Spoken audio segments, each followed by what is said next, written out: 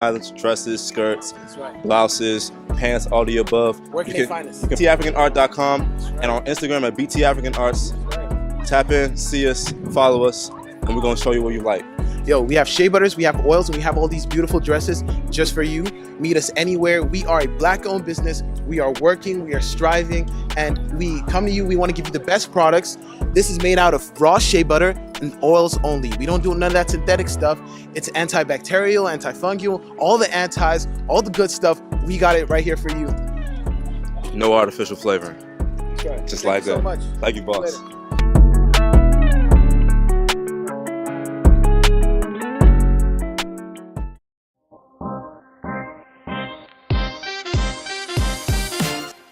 I am grateful for the gifts that I receive from others.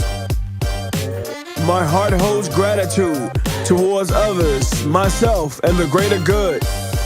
I am open to receive the love I give. I release hurt through compassion, kindness, and thankfulness. I am grateful for my health. I rejoice in the way things are. I am grateful for the gifts I receive from others. I am grateful for the gifts that I receive from others. My heart holds gratitude towards others, myself, and the greater good. I am open to receive the love I give. I release hurt through compassion, kindness, and thankfulness. I am grateful for my health. I rejoice in the way things are. I am grateful for the gifts I receive from others. I am grateful for the gifts that I receive from others. My heart holds gratitude towards others, myself, and the greater good. I am open to receive the love I give. I release hurt through compassion, kindness, and thankfulness. I am grateful for my health.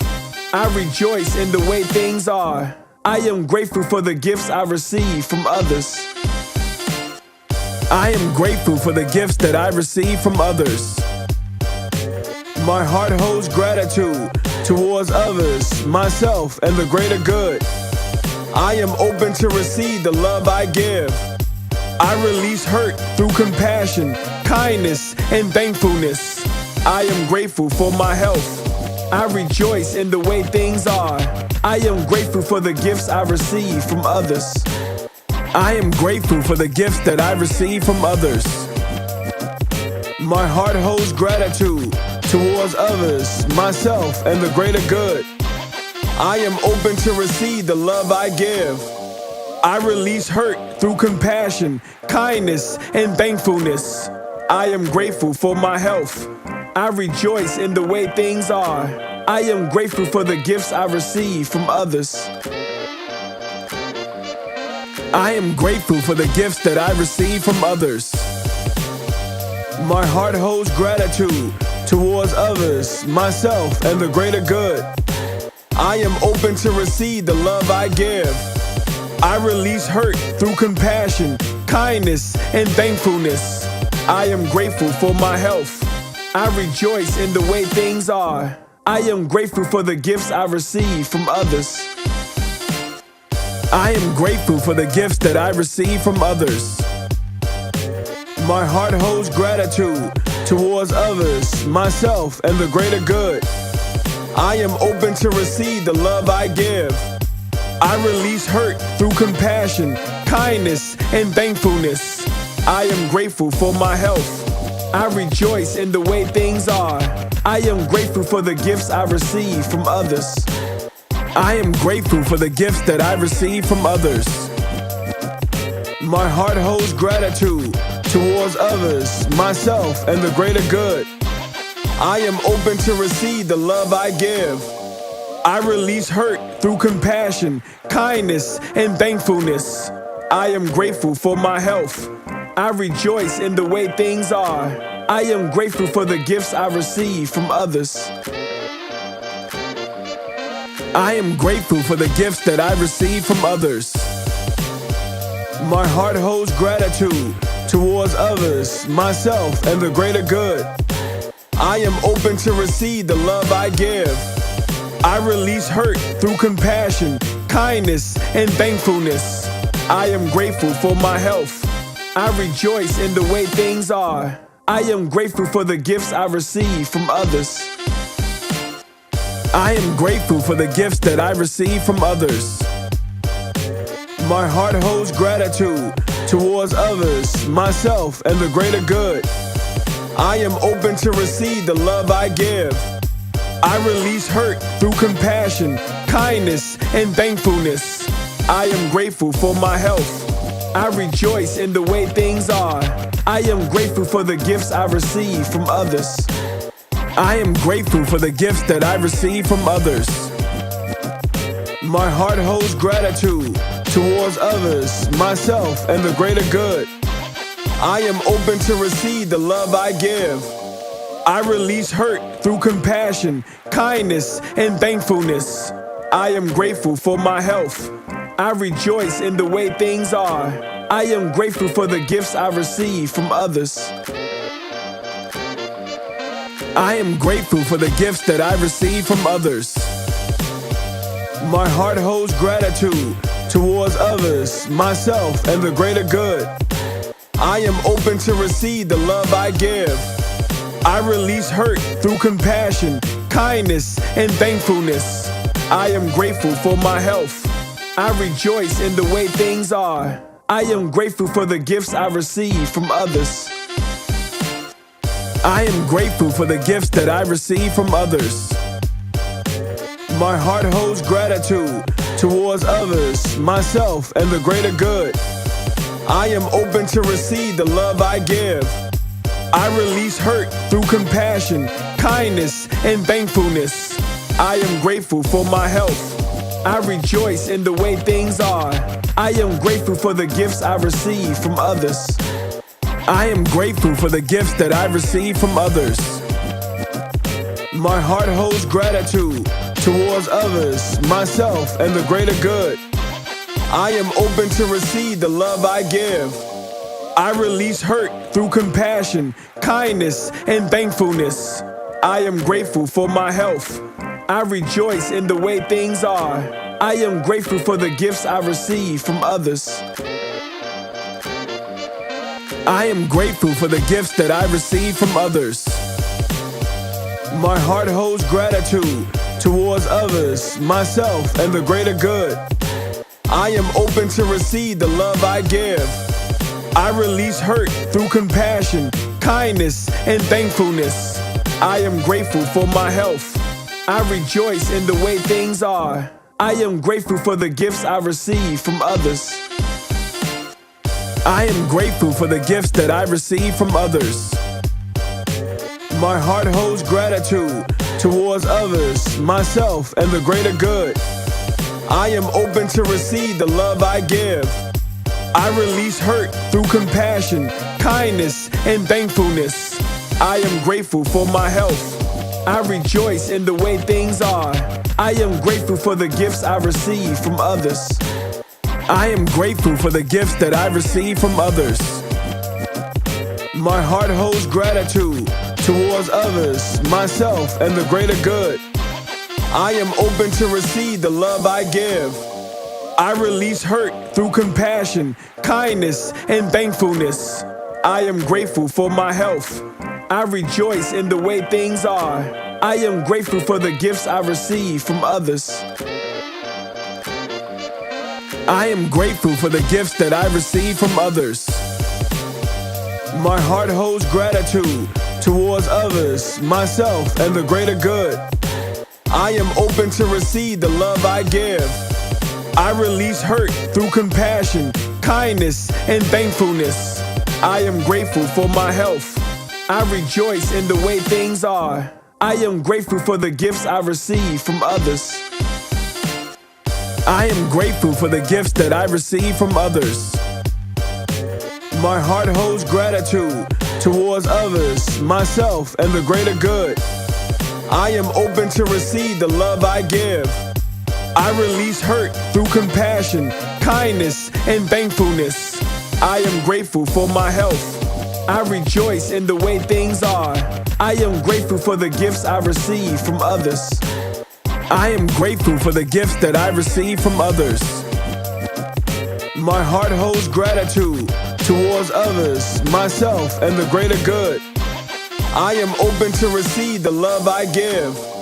I release hurt through compassion, kindness, and thankfulness. I am grateful for my health. I rejoice in the way things are. I am grateful for the gifts I receive from others. I am grateful for the gifts that I receive from others. My heart holds gratitude towards others, myself, and the greater good. I am open to receive the love I give. I release hurt through compassion, kindness, and thankfulness. I am grateful for my health.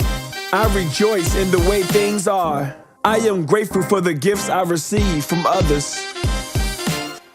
I am grateful for the gifts that I receive from others. My heart holds gratitude towards others, myself, and the greater good. I am open to receive the love I give. I release hurt through compassion, kindness, and thankfulness. I am grateful for my health. I rejoice in the way things are.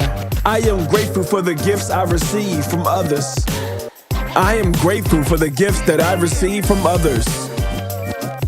My heart holds gratitude towards others, myself, and the greater good. I am open to receive the love I give. I release hurt through compassion, kindness, and thankfulness. I am grateful for my health. I rejoice in the way things are. I am grateful for the gifts I receive from others. I am grateful for the gifts that I receive from others. My heart holds gratitude towards others, myself, and the greater good. I am open to receive the love I give.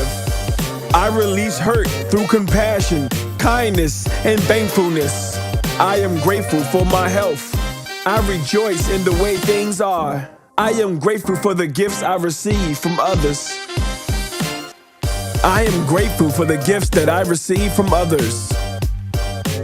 My heart holds gratitude towards others, myself, and the greater good. I am open to receive the love I give. I release hurt through compassion, kindness, and thankfulness. I am grateful for my health. I rejoice in the way things are. I am grateful for the gifts I receive from others. I am grateful for the gifts that I receive from others. My heart holds gratitude towards others, myself, and the greater good. I am open to receive the love I give. I release hurt through compassion, kindness, and thankfulness. I am grateful for my health. I rejoice in the way things are. I am grateful for the gifts I receive from others. I am grateful for the gifts that I receive from others. My heart holds gratitude towards others, myself, and the greater good. I am open to receive the love I give. I release hurt through compassion, kindness, and thankfulness. I am grateful for my health. I rejoice in the way things are. I am grateful for the gifts I receive from others. I am grateful for the gifts that I receive from others. My heart holds gratitude towards others, myself, and the greater good. I am open to receive the love I give. I release hurt through compassion, kindness, and thankfulness. I am grateful for my health. I rejoice in the way things are. I am grateful for the gifts I receive from others. I am grateful for the gifts that I receive from others. My heart holds gratitude towards others, myself, and the greater good. I am open to receive the love I give. I release hurt through compassion, kindness, and thankfulness. I am grateful for my health. I rejoice in the way things are. I am grateful for the gifts I receive from others. I am grateful for the gifts that I receive from others. My heart holds gratitude towards others, myself, and the greater good. I am open to receive the love I give. I release hurt through compassion, kindness, and thankfulness. I am grateful for my health.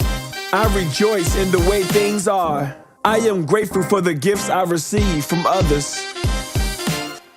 I am grateful for the gifts that I receive from others. My heart holds gratitude towards others, myself, and the greater good. I am open to receive the love I give. I release hurt through compassion, kindness, and thankfulness.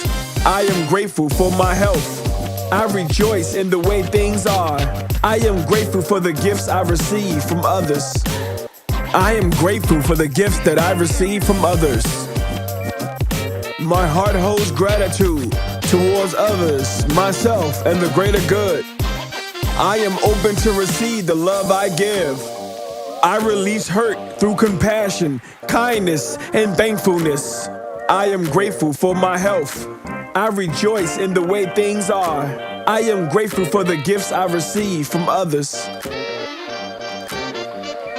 I am grateful for the gifts that I receive from others. My heart holds gratitude towards others, myself, and the greater good. I am open to receive the love I give. I release hurt through compassion, kindness, and thankfulness. I am grateful for my health. I rejoice in the way things are. I am grateful for the gifts I receive from others.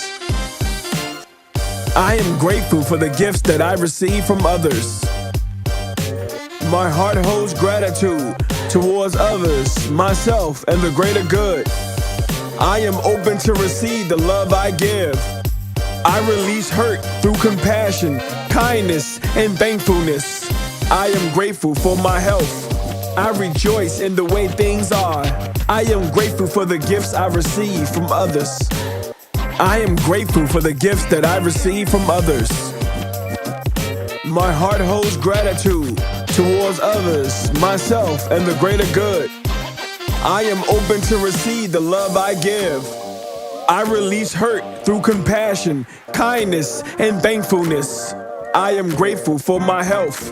I rejoice in the way things are. I am grateful for the gifts I receive from others. I am grateful for the gifts that I receive from others. My heart holds gratitude towards others, myself, and the greater good. I am open to receive the love I give. I release hurt through compassion, kindness, and thankfulness. I am grateful for my health. I rejoice in the way things are. I am grateful for the gifts I receive from others. I am grateful for the gifts that I receive from others. My heart holds gratitude towards others, myself, and the greater good. I am open to receive the love I give. I release hurt through compassion, kindness, and thankfulness. I am grateful for my health. I rejoice in the way things are. I am grateful for the gifts I receive from others. I am grateful for the gifts that I receive from others. My heart holds gratitude towards others, myself, and the greater good. I am open to receive the love I give. I release hurt through compassion, kindness, and thankfulness. I am grateful for my health. I rejoice in the way things are. I am grateful for the gifts I receive from others. I am grateful for the gifts that I receive from others. My heart holds gratitude towards others, myself, and the greater good. I am open to receive the love I give. I release hurt through compassion, kindness, and thankfulness. I am grateful for my health. I rejoice in the way things are. I am grateful for the gifts I receive from others. I am grateful for the gifts that I receive from others.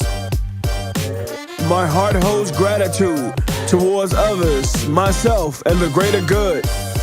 I am open to receive the love I give. I release hurt through compassion, kindness, and thankfulness. I am grateful for my health. I rejoice in the way things are. I am grateful for the gifts I receive from others. I am grateful for the gifts that I receive from others. My heart holds gratitude towards others, myself, and the greater good. I am open to receive the love I give. I release hurt through compassion, kindness, and thankfulness. I am grateful for my health. I rejoice in the way things are. I am grateful for the gifts I receive from others. I am grateful for the gifts that I receive from others. My heart holds gratitude towards others, myself, and the greater good. I am open to receive the love I give. I release hurt through compassion, kindness, and thankfulness. I am grateful for my health. I rejoice in the way things are. I am grateful for the gifts I receive from others. I am grateful for the gifts that I receive from others. My heart holds gratitude towards others, myself, and the greater good. I am open to receive the love I give. I release hurt through compassion, kindness, and thankfulness. I am grateful for my health. I rejoice in the way things are. I am grateful for the gifts I receive from others. I am grateful for the gifts that I receive from others. My heart holds gratitude towards others, myself, and the greater good. I am open to receive the love I give. I release hurt through compassion, kindness, and thankfulness. I am grateful for my health. I rejoice in the way things are. I am grateful for the gifts I receive from others. I am grateful for the gifts that I receive from others. My heart holds gratitude towards others, myself, and the greater good. I am open to receive the love I give. I release hurt through compassion, kindness, and thankfulness. I am grateful for my health. I rejoice in the way things are. I am grateful for the gifts I receive from others. I am grateful for the gifts that I receive from others. My heart holds gratitude towards others, myself, and the greater good. I am open to receive the love I give. I release hurt through compassion, kindness, and thankfulness. I am grateful for my health. I rejoice in the way things are. I am grateful for the gifts I receive from others. I am grateful for the gifts that I receive from others. My heart holds gratitude towards others, myself, and the greater good. I am open to receive the love I give. I release hurt through compassion, kindness, and thankfulness. I am grateful for my health. I rejoice in the way things are. I am grateful for the gifts I receive from others. I am grateful for the gifts that I receive from others. My heart holds gratitude towards others, myself, and the greater good. I am open to receive the love I give. I release hurt through compassion, kindness, and thankfulness. I am grateful for my health. I rejoice in the way things are. I am grateful for the gifts I receive from others. I am grateful for the gifts that I receive from others. My heart holds gratitude towards others, myself, and the greater good. I am open to receive the love I give. I release hurt through compassion, kindness, and thankfulness. I am grateful for my health. I rejoice in the way things are. I am grateful for the gifts I receive from others. I am grateful for the gifts that I receive from others. My heart holds gratitude towards others, myself, and the greater good. I am open to receive the love I give. I release hurt through compassion, kindness, and thankfulness. I am grateful for my health. I rejoice in the way things are. I am grateful for the gifts I receive from others. I am grateful for the gifts that I receive from others. My heart holds gratitude towards others, myself, and the greater good. I am open to receive the love I give. I release hurt through compassion, kindness, and thankfulness. I am grateful for my health. I rejoice in the way things are. I am grateful for the gifts I receive from others. I am grateful for the gifts that I receive from others. My heart holds gratitude towards others, myself, and the greater good. I am open to receive the love I give. I release hurt through compassion, kindness, and thankfulness. I am grateful for my health. I rejoice in the way things are. I am grateful for the gifts I receive from others.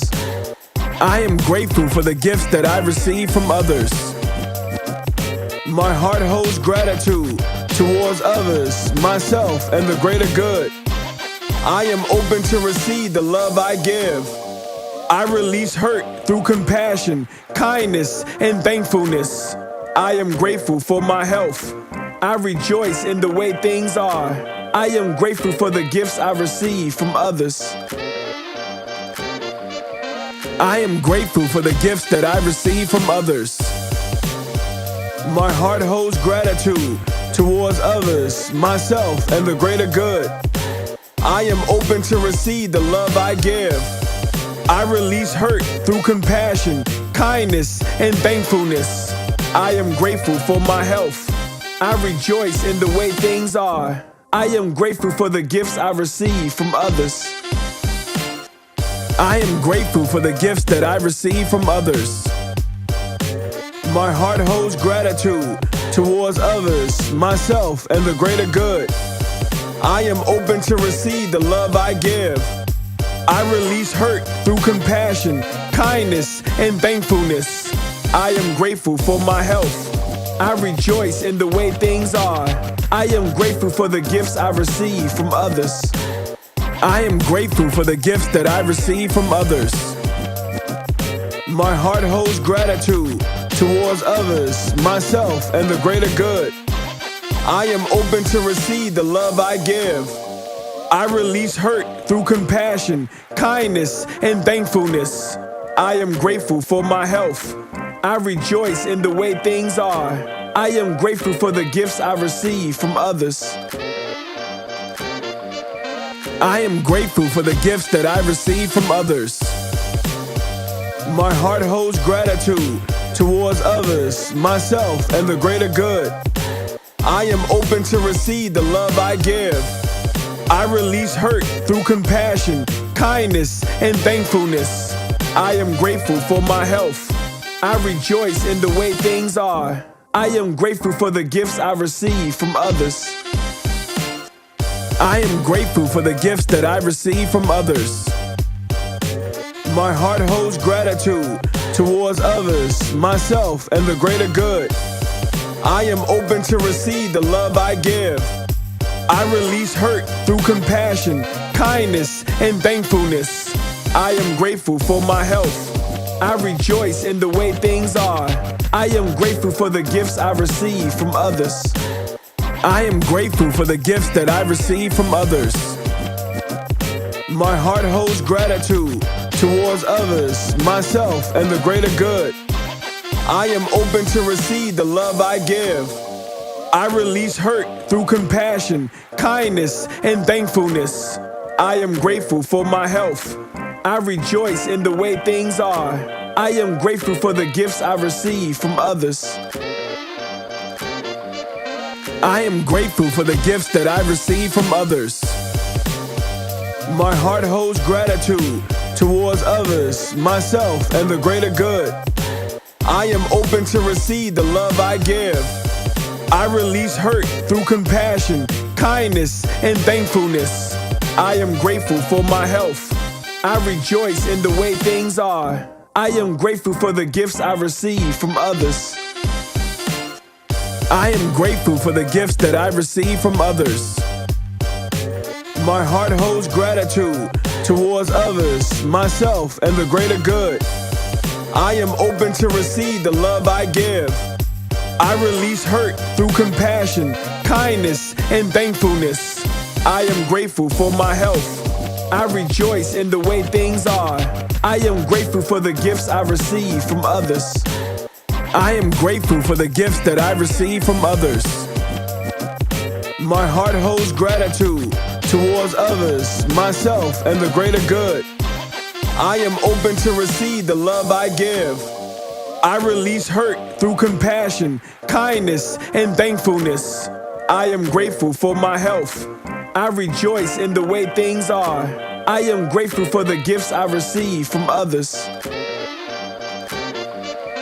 I am grateful for the gifts that I receive from others. My heart holds gratitude towards others, myself, and the greater good. I am open to receive the love I give. I release hurt through compassion, kindness, and thankfulness. I am grateful for my health. I rejoice in the way things are. I am grateful for the gifts I receive from others. I am grateful for the gifts that I receive from others. My heart holds gratitude towards others, myself, and the greater good. I am open to receive the love I give. I release hurt through compassion, kindness, and thankfulness. I am grateful for my health. I rejoice in the way things are. I am grateful for the gifts I receive from others. I am grateful for the gifts that I receive from others. My heart holds gratitude towards others, myself, and the greater good. I am open to receive the love I give.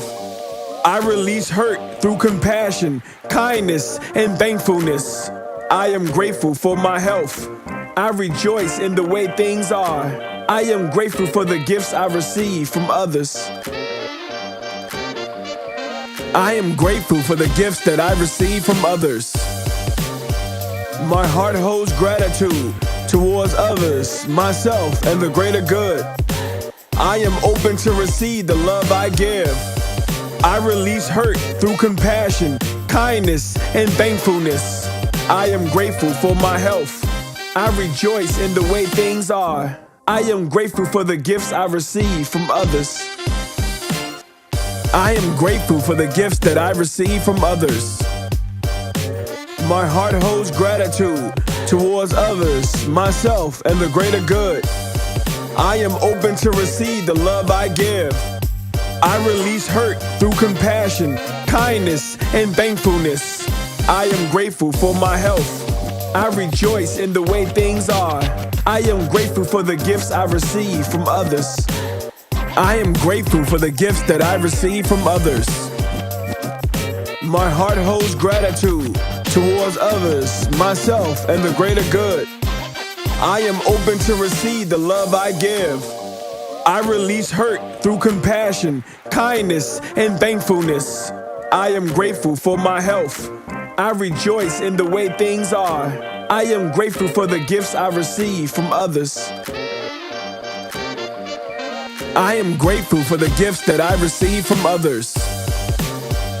My heart holds gratitude towards others, myself, and the greater good. I am open to receive the love I give. I release hurt through compassion, kindness, and thankfulness. I am grateful for my health. I rejoice in the way things are. I am grateful for the gifts I receive from others. I am grateful for the gifts that I receive from others. My heart holds gratitude towards others, myself, and the greater good. I am open to receive the love I give. I release hurt through compassion, kindness, and thankfulness. I am grateful for my health. I rejoice in the way things are. I am grateful for the gifts I receive from others. I am grateful for the gifts that I receive from others. My heart holds gratitude towards others, myself, and the greater good. I am open to receive the love I give. I release hurt through compassion, kindness, and thankfulness. I am grateful for my health. I rejoice in the way things are. I am grateful for the gifts I receive from others. I am grateful for the gifts that I receive from others. My heart holds gratitude towards others, myself, and the greater good. I am open to receive the love I give. I release hurt through compassion, kindness, and thankfulness. I am grateful for my health. I rejoice in the way things are. I am grateful for the gifts I receive from others. I am grateful for the gifts that I receive from others. My heart holds gratitude towards others, myself, and the greater good. I am open to receive the love I give. I release hurt through compassion, kindness, and thankfulness. I am grateful for my health. I rejoice in the way things are. I am grateful for the gifts I receive from others. I am grateful for the gifts that I receive from others. My heart holds gratitude towards others, myself, and the greater good. I am open to receive the love I give. I release hurt through compassion, kindness, and thankfulness. I am grateful for my health. I rejoice in the way things are. I am grateful for the gifts I receive from others. I am grateful for the gifts that I receive from others. My heart holds gratitude towards others, myself, and the greater good. I am open to receive the love I give. I release hurt through compassion, kindness, and thankfulness. I am grateful for my health. I rejoice in the way things are. I am grateful for the gifts I receive from others. I am grateful for the gifts that I receive from others. My heart holds gratitude towards others, myself, and the greater good. I am open to receive the love I give. I release hurt through compassion, kindness, and thankfulness. I am grateful for my health. I rejoice in the way things are. I am grateful for the gifts I receive from others. I am grateful for the gifts that I receive from others. My heart holds gratitude towards others, myself, and the greater good. I am open to receive the love I give. I release hurt through compassion, kindness, and thankfulness. I am grateful for my health. I rejoice in the way things are. I am grateful for the gifts I receive from others. I am grateful for the gifts that I receive from others. My heart holds gratitude towards others, myself, and the greater good. I am open to receive the love I give. I release hurt through compassion, kindness, and thankfulness. I am grateful for my health. I rejoice in the way things are. I am grateful for the gifts I receive from others. I am grateful for the gifts that I receive from others. My heart holds gratitude towards others, myself, and the greater good. I am open to receive the love I give. I release hurt through compassion, kindness, and thankfulness. I am grateful for my health. I rejoice in the way things are. I am grateful for the gifts I receive from others. I am grateful for the gifts that I receive from others. My heart holds gratitude towards others, myself, and the greater good.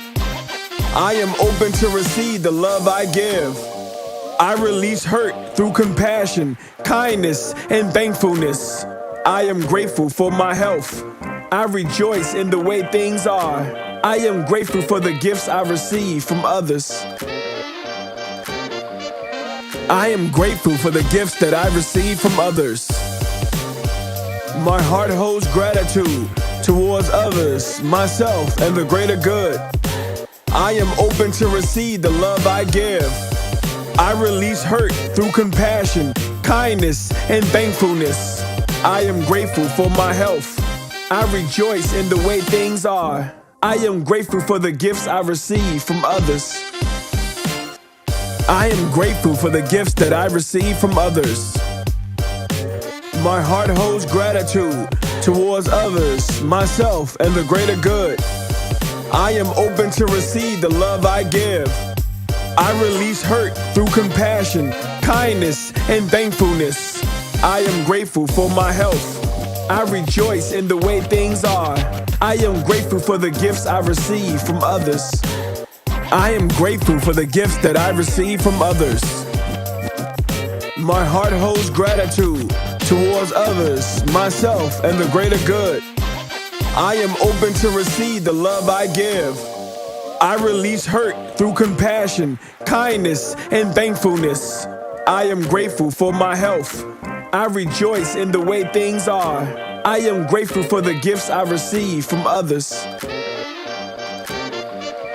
I am grateful for the gifts that I receive from others. My heart holds gratitude towards others, myself, and the greater good. I am open to receive the love I give. I release hurt through compassion, kindness, and thankfulness. I am grateful for my health. I rejoice in the way things are. I am grateful for the gifts I receive from others. I am grateful for the gifts that I receive from others. My heart holds gratitude towards others, myself, and the greater good. I am open to receive the love I give. I release hurt through compassion, kindness, and thankfulness. I am grateful for my health. I rejoice in the way things are. I am grateful for the gifts I receive from others. I am grateful for the gifts that I receive from others. My heart holds gratitude towards others, myself, and the greater good. I am open to receive the love I give. I release hurt through compassion, kindness, and thankfulness. I am grateful for my health. I rejoice in the way things are. I am grateful for the gifts I receive from others. I am grateful for the gifts that I receive from others. My heart holds gratitude towards others, myself, and the greater good. I am open to receive the love I give.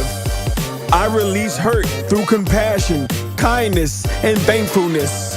I am grateful for my health. I rejoice in the way things are.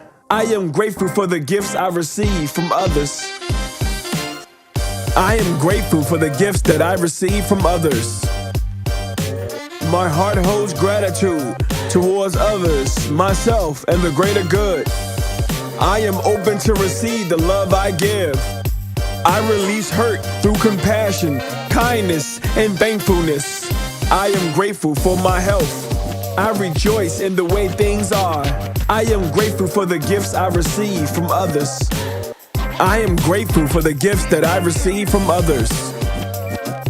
My heart holds gratitude towards others, myself, and the greater good. I am open to receive the love I give. I release hurt through compassion, kindness, and thankfulness. I am grateful for my health. I rejoice in the way things are. I am grateful for the gifts I receive from others. I am grateful for the gifts that I receive from others. My heart holds gratitude towards others, myself, and the greater good. I am open to receive the love I give. I release hurt through compassion, kindness, and thankfulness. I am grateful for my health. I rejoice in the way things are. I am grateful for the gifts I receive from others. I am grateful for the gifts that I receive from others. My heart holds gratitude towards others, myself, and the greater good. I am open to receive the love I give. I release hurt through compassion, kindness, and thankfulness. I am grateful for my health. I rejoice in the way things are. I am grateful for the gifts I receive from others. I am grateful for the gifts that I receive from others.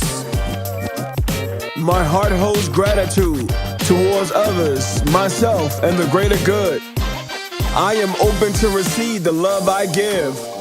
I release hurt through compassion, kindness, and thankfulness. I am grateful for my health.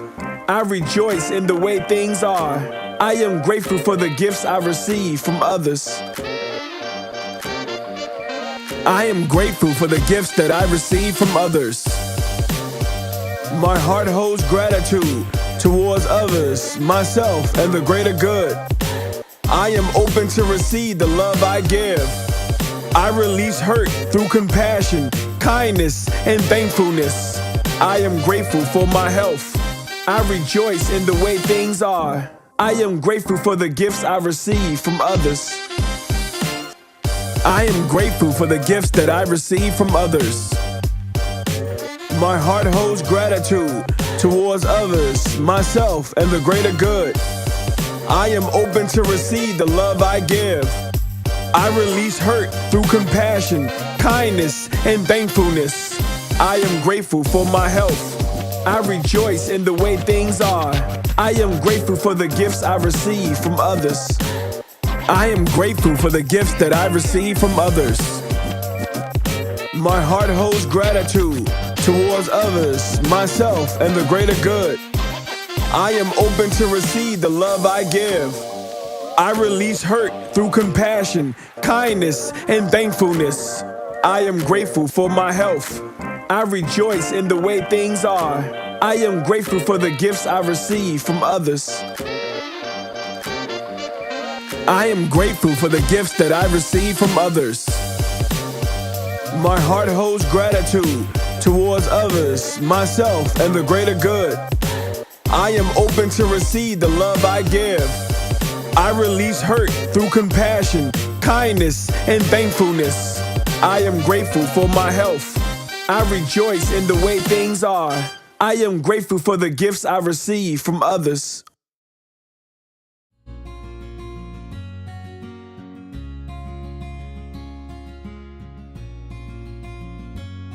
Sadness, loneliness, and occasional depression are experienced by everyone at some point in their lives. Feeling sad or depressed can occur as a result of a breakup, work stress, financial problems, general struggles of life, and can be a normal reaction to grief and loss. These feelings come and go, and typically there's a source or reason for the depression that we can identify. Conversely, when a low mood and certain accompanying symptoms become the norm and last for more than 2 weeks, it may be indicative of clinical depression. A diagnosis of depression requires that there be several persistent symptoms, along with a low mood that are present for at least 2 weeks. Not everyone will experience every symptom. Some may have a few, while others will have many. The symptoms can be severe or mild, and can vary based on the stage of depression. According to the National Institute of Mental Health, symptoms of depression include feeling sad, empty, or anxious, ongoing aches and pains, digestive problems, and headaches that don't ease with treatment and have no known cause, appetite loss or eating too much, including a 5% body weight loss or gain over a month's time, suicide attempts or thoughts of suicide, anger, irritability, short-temperedness, and everything and everyone getting on your nerves, loss of interest in activities you once enjoyed, even sex, restlessness and irritability, insomnia or excessive sleeping, feelings of pessimism and hopelessness, feelings of helplessness, worthlessness, or guilt, fatigue and significant loss of energy, restlessness and restless behavior, such as the inability to sit still, problems concentrating, making decisions, or remembering details. If you suspect that you have depression, it's time to seek medical help. Depression is certainly treatable, and doctors have various options at their disposal. If left untreated, depression may get worse and can last for several months or years to cause major suffering, a reduced quality of life, and may even lead to suicide. More than 10% of people with depression commit suicide.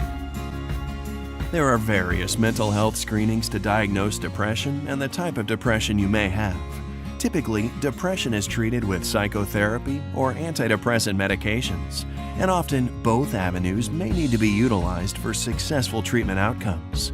If you suspect you have depression, don't wait. See your doctor today.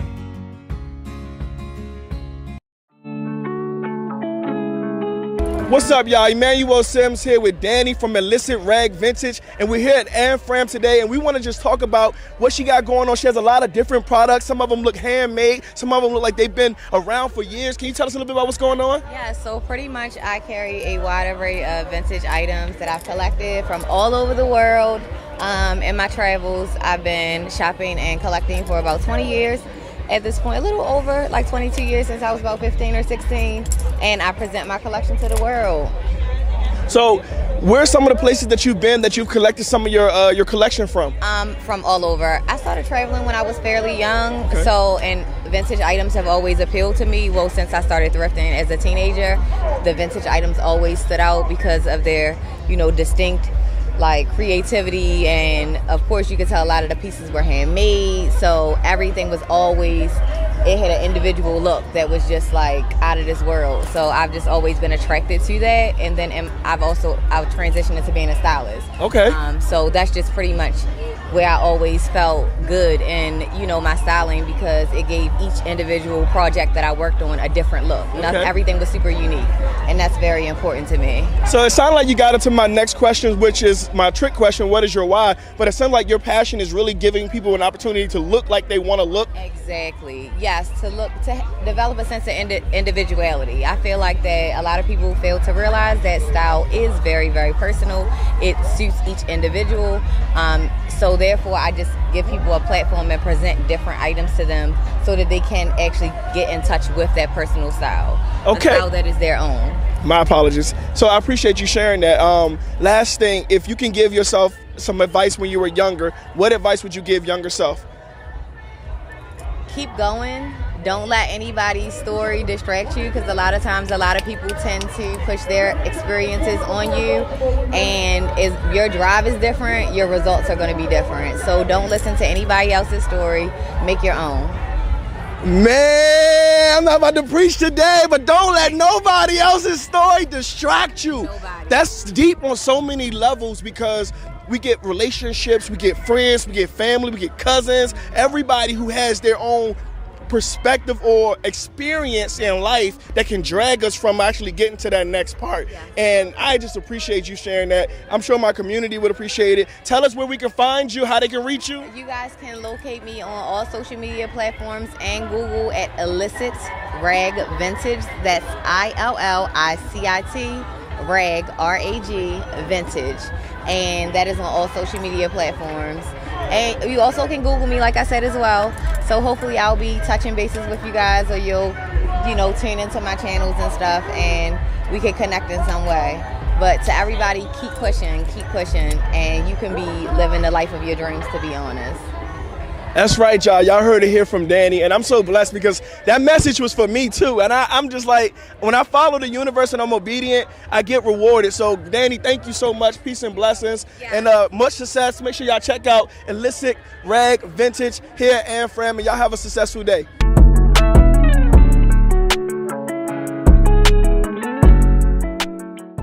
I wake up every single day and put my face on like yesterday wasn't here.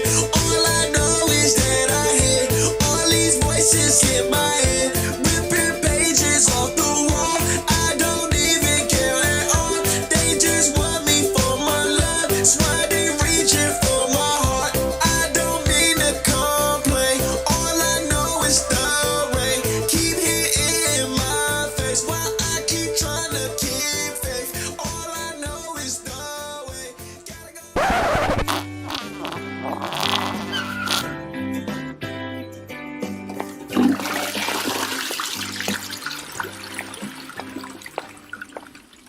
Huh? Who are you? I'm Doubt, and I'm here to keep you grounded.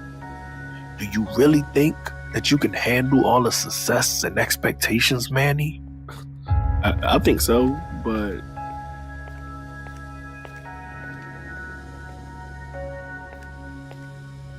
Are you sure that you're talented enough? What if people discover you're just a fraud? maybe Doubt has a point. What if I'm not as good as I think I am? Mane, don't listen to Doubt. You've proven yourself from time and again. You're talented and deserving of your success. Now, Doubt, you may have a role to play, But remember, it's through failure that we learn and grow. Manny's previous failures have shaped him into the artist he is today. I suppose. But can he really handle the pressure? Manny, remember all the times you stumbled, fell, and got back up stronger? You're capable of facing any challenges that come your way. Well, Doubt, you sure have a way of making things interesting around here.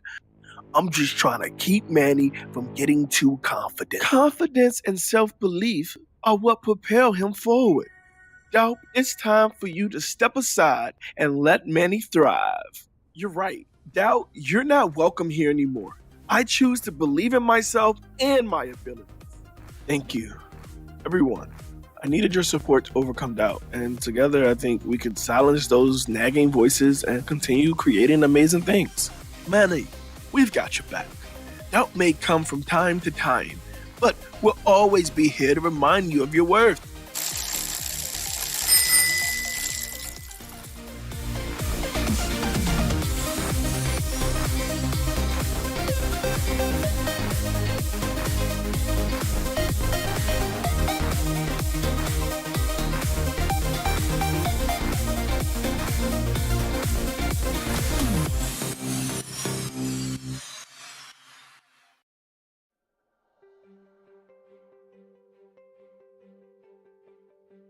For those of you who don't know who I am, my name is Emmanuel Overtyme Sims, also known as Drip Bango, the Drip Headmaster himself.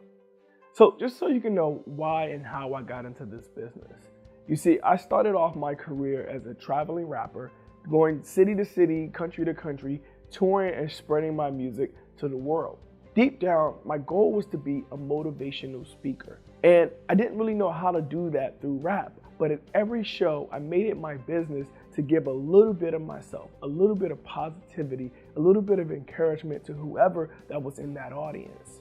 As time progressed, I pursued my bachelor's in political science at the University of the District of Columbia, where I graduated at the top of my class, a member of Pi Sigma Alpha, the Political Science Honor Society. Later on, I pursued my master's in education at Johns Hopkins University, where I taught with KIPP DC as a first-year teacher. During this time, I was still touring, doing my stand-up comedian work, and also doing my rap.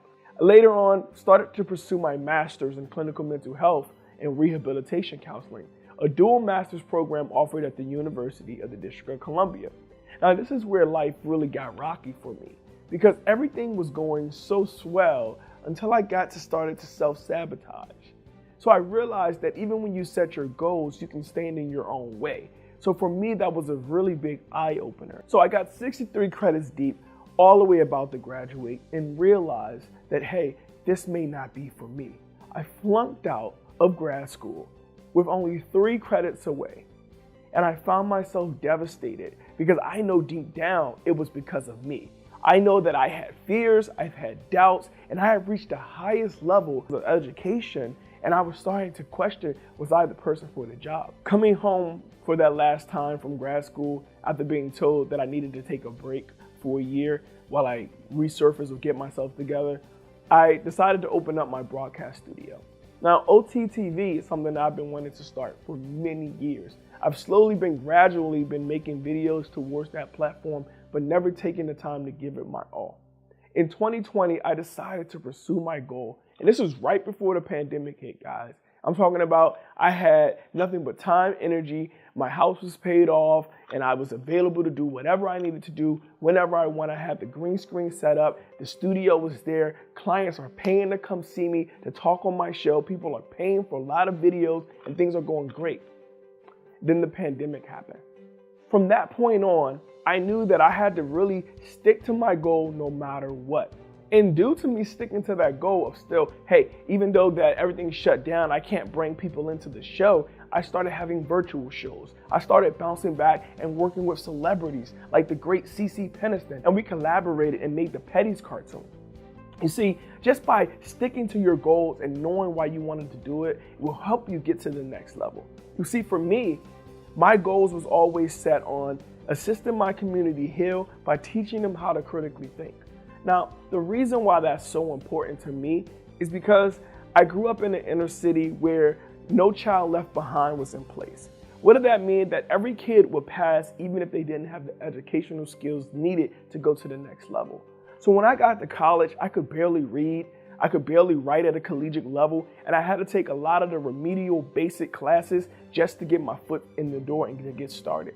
Luckily, the university I attended was super supportive during my 2-year associate's program, and they allowed me to get all the skills that I needed, as such as speech pathology, where I got to practice and gain better reading skills, which I realized was a big flaw in my life. Getting further on and gaining more education, it kind of got me frustrated, because if I didn't go to college, if I didn't pursue counseling, if I didn't become a career counselor at a young age, when I was teaching to a course on Maslow's hierarchy of needs, it hit me that, oh my God, I'm teaching content that I don't have yet. I'm trying to pass on this knowledge that wasn't passed on to me. So now granted, I've manifested that this is the life that I wanted to live. This is what I wanted to do. I said, I want to be helping people. I want to be who I needed growing up. And I became that person. But in the process of becoming that person, it started to get frustrating. Because I'm a teacher and I'm teaching kids how to read, but I need to be teaching my kids how to read. I'm a teacher and I'm teaching kids how to handle their finances, but I need to handle my finances. I'm a teacher and I'm teaching kids how to dress appropriately, but I'm not following dress code. It was a big reflection on the things that I needed in life, and I was providing it to someone else, which I think is a great tool to have, because when you can teach something, I feel like you can learn it. And that's what got me into this service of wanting to help others reach their goals, because I suffered with a lot of fear. I suffered with a lot of doubt. I suffered with a lot of self-sabotage. As I went up the ladder and fell back down, I know that life's about waves. And as long as you set your goals and they're clear and attainable, that you can reach them.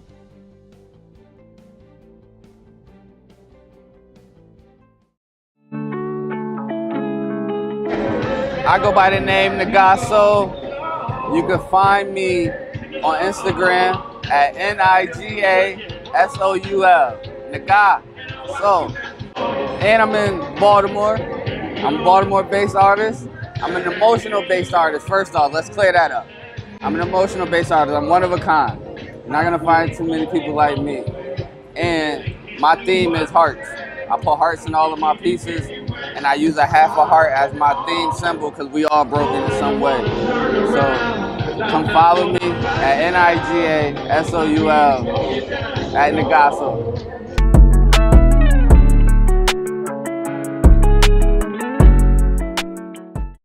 So you have an idea, a brilliant concept for a movie that has been brewing in your mind. You can see it on the big screen, captivating audiences, leaving a lasting impact. But what now?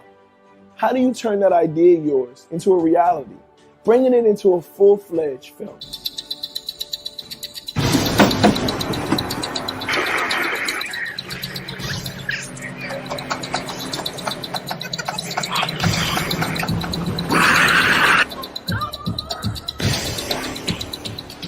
Crazy looking chick on the screen. Get you on that. I got so many women problems. My X chromosomes, they ain't never show up.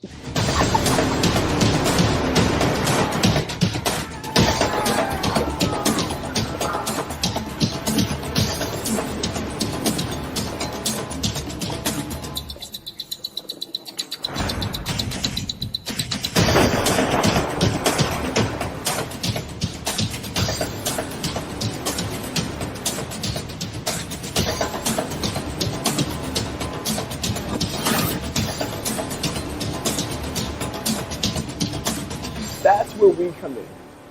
We're a team of experienced producers who specialize in turning your ideas into reality. We take your vision and guide you every step of the way, from concept to the screen. And the best part, it won't cost you a dime to learn how we can turn your idea into a motion picture. Schedule your consultation today with our team of expert producers. We'll listen to your ideas, provide guidance on the entire movie-making process, and discuss how we can bring your vision to life. So don't let your movie get stuck living in your head. Take action now and schedule your free consultation with our team. My name is Emmanuel Sims, and I'm here to help you bring your movie to life into the big screen.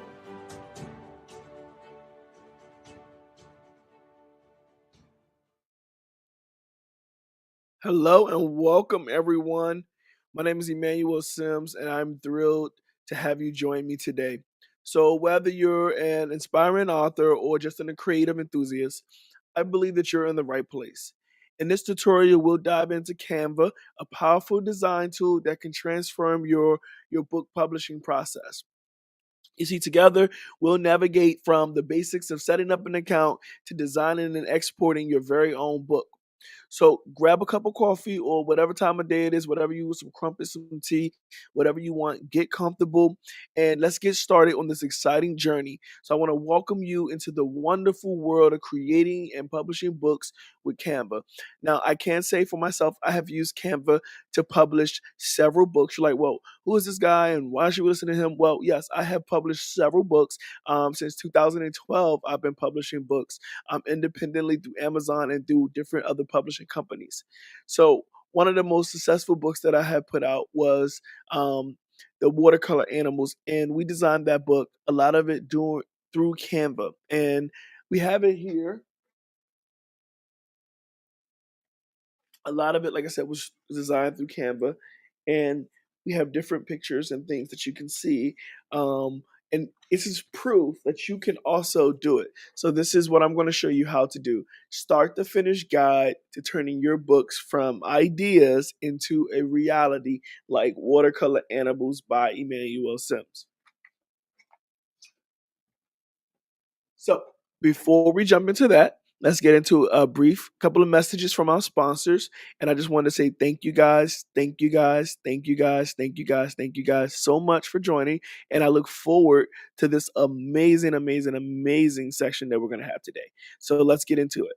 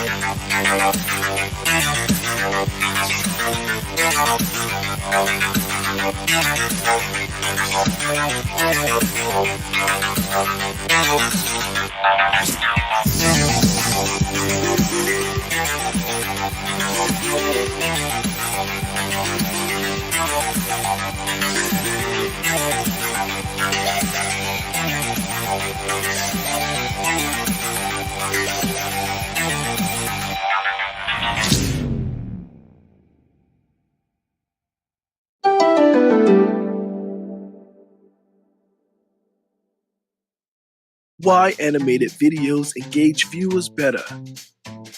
Animation really brings your wildest storytelling ideas to life. No real-world production restraints. More cost-effective than live action. AI-powered video creation tools are 10 times faster. Animations help people visualize and understand complex concepts. Animations improve retention of information. Viewers retain 15% more knowledge by watching an animated video as of a talking head video. And using animation ensures that your content is never generic or out of date.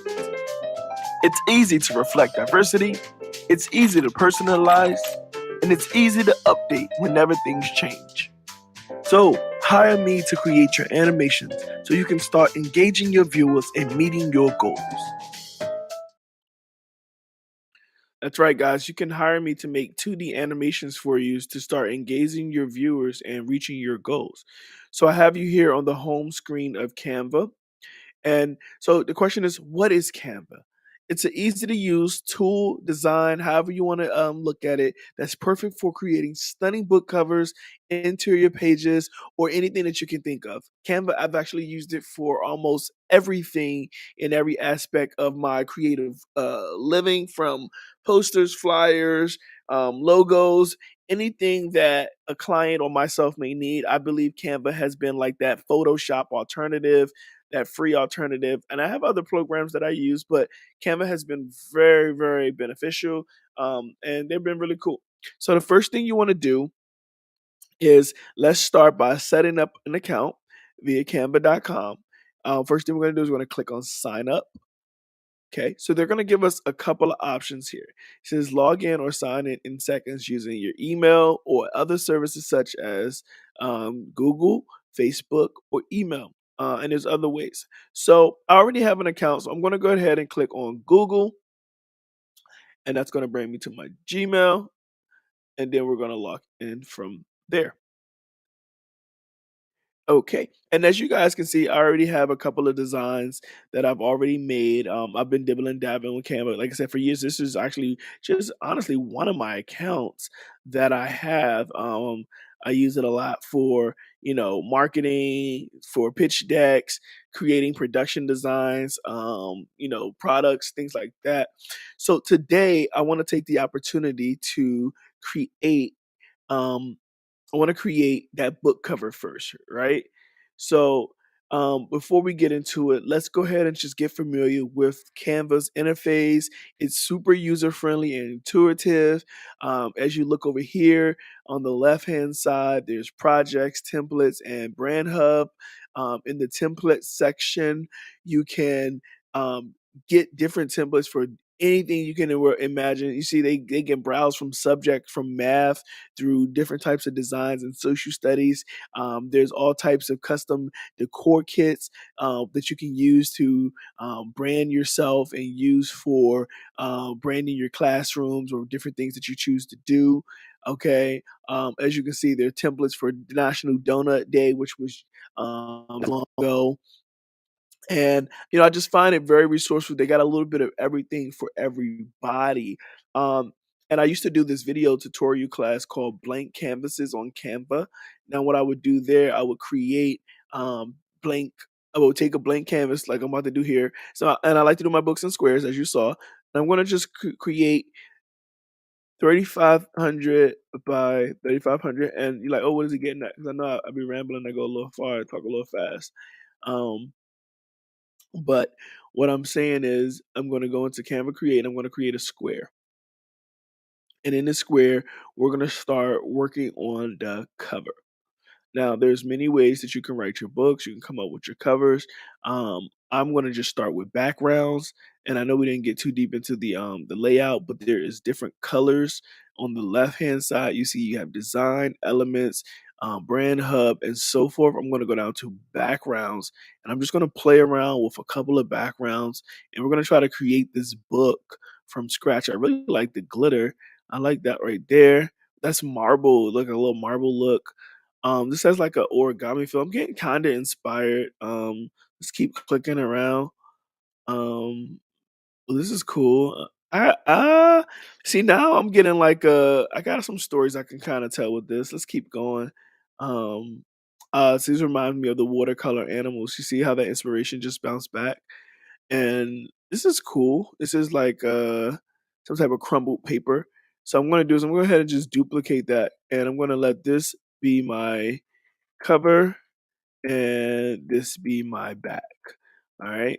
And how I duplicated it by just clicking that button right there and it says duplicate page. I'm gonna do it one more time, although this page won't be crinkly. Maybe it will be. You know what? Let's undo that. Maybe it will be. And I hit Command Z for that quick key, or I could have just went back up here and hit back and forth to go Command. So I'm gonna come up with I don't know what I'm doing yet. Let's just say page one because I don't want that to say cover.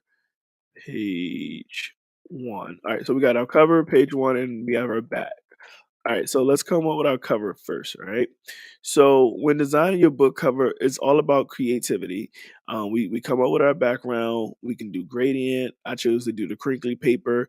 You can add a title. Now, we don't have a title yet, so we can experiment with different fonts and colors until we find something perfect. And just remember the cover should give out the idea, the story, of the topic. And since we don't have one, we're going to just go off of what we have. And since I like the crumble, I've never seen a book with like this is like recycled paper a little bit. I'm gonna go into the text section, which is over here on the left. I know I'm moving a little fast, but um, I'm having fun. That and I want to apologize in advance because I am having fun. So I'm gonna just pick a random text, even though they have a lot of different options that I can choose from. I'm gonna just choose this regular text here, and don't really have a message, but I'll say love comes with crumbles because I'm getting inspired a little bit. I remember a book by B.J. Novak, and it was like just words on pages, right? It's like you never know what can be done until you go and read someone else's books. So what I did was, you saw that little cross right there. I went ahead and just centered this, so at least I know it's centered. Before someone say you need to center your cover. Um, so I have my title for my cover. I could really just stop there and keep, going if I needed to. But what I want to do is I want to add a little bit of flair. Because the page already has crumbles, I'm going to type in love, and I'm gonna see if I can find something for love. I hate to pick the first thing I see. Anybody else do that? It's like, let me keep scrolling. But it's like sometimes the first thing you see, oh, oh, oh, oh. Oh, I like that. I like this a lot. Oh, I like this a lot. I like this a lot. I'm gonna hit Command C, which is copy, and I'm gonna hit Command V, which is paste. And what I'm doing is just rotating these different hearts, and I want it to look like notifications coming in. Right? This is cool. I don't know where I'm going with this yet. Um, just make another one. But I like that. And let's say heartbreak. Heart Break. You got anything for that? Oh, that's cool. Oh, that's a little gross. I don't want nothing like that. Um, they got something with the blood. I don't like that. Uh, uh, uh. That's not even broken heart. No, that's like, well, what's the difference? But like, there's a difference. Oh no, it's the same. Oh my god, I like this guy. Who's this little cutie? Who's this little cutie? It's cute. Look at that. Like, I put it like that. Uh, maybe not. Oh, look at this one. Look at this one. This is cute. This is cute. This is cute. All right, yeah, I like that. I'm not really resonating with this font. It's just the normal basic font. So what I'm gonna do is I'm going to play around with some fonts because I'm having a blast. Let's see how that look. Oh, that's yo. Go back, go back, go back. That's it. Ah, that's it. Oh no, that's it. That's it. Oh, that's it. That's so sad. Do you feel that? And you know what? I'm actually feeling these hearts, yo. See, and this is what I'm saying, like the power of Canva, because like I'm really feeling this heart.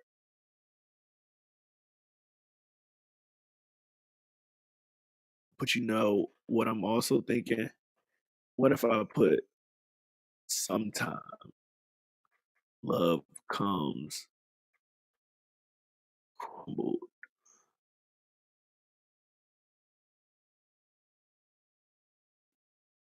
Sometimes did I spell times right? Is that a E? No, I didn't. That's not spelled right.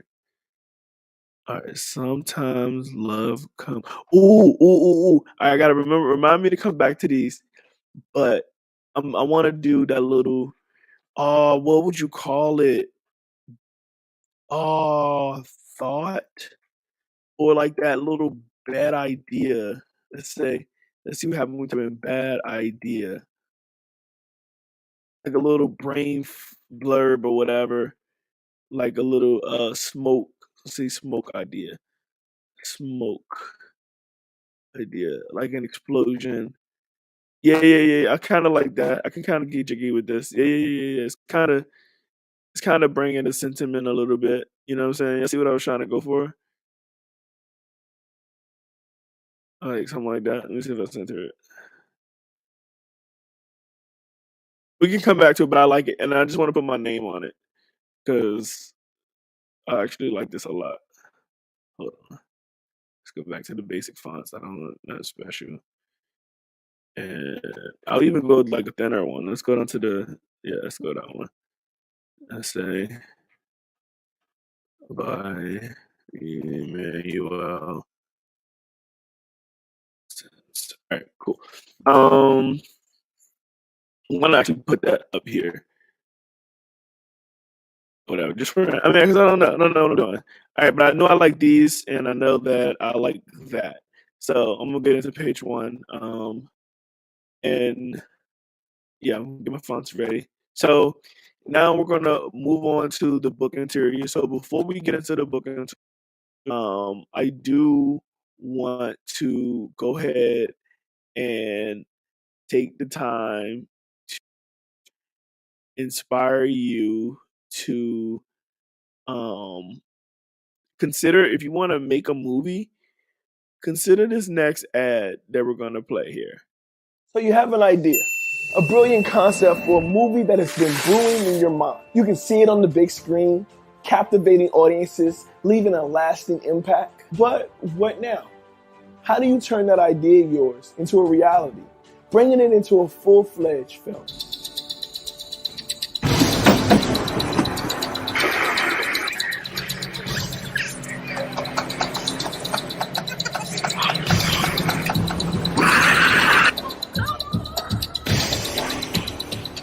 Crazy looking shit on the screen. Yeah, you on that.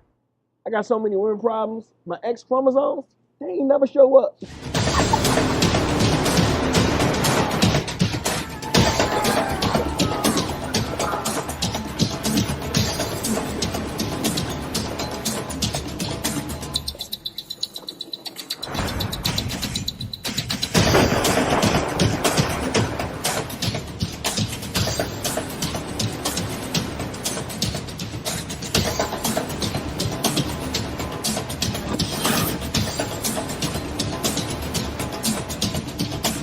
That's where we come in. We're a team of experienced producers who specialize in turning your ideas into reality. We take your vision and guide you every step of the way, from concept to the screen. And the best part, it won't cost you a dime to learn how we can turn your idea into a motion picture. Schedule your consultation today with our team of expert producers. We'll listen to your ideas, provide guidance on the entire movie-making process, and discuss how we can bring your vision to life. So don't let your movie get stuck living in your head. Take action now and schedule your free consultation with our team. My name is Emmanuel Sims, and I'm here to help you bring your movie to life into the big screen.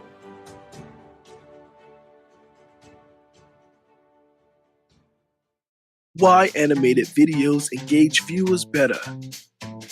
Animation really brings your wildest storytelling ideas to life. No real-world production restraints. More cost-effective than live action. AI-powered video creation tools are 10 times faster. Animations help people visualize and understand complex concepts. Animations improve retention of information.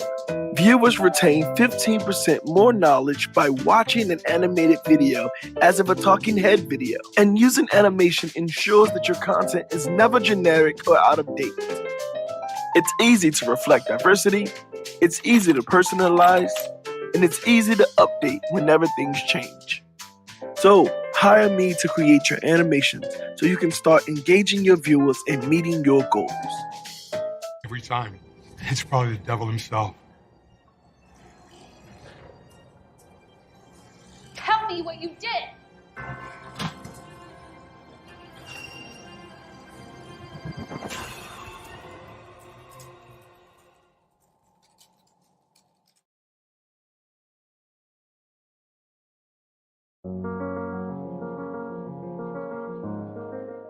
You got the white picket fence, palm trees slinging in the air, and clouds that are so close to the earth you can almost touch them. They just sit up there living their best life, bro. Clouds got the best job. You ever think the clouds get depressed living their best life? Of course. How else would you explain the rain?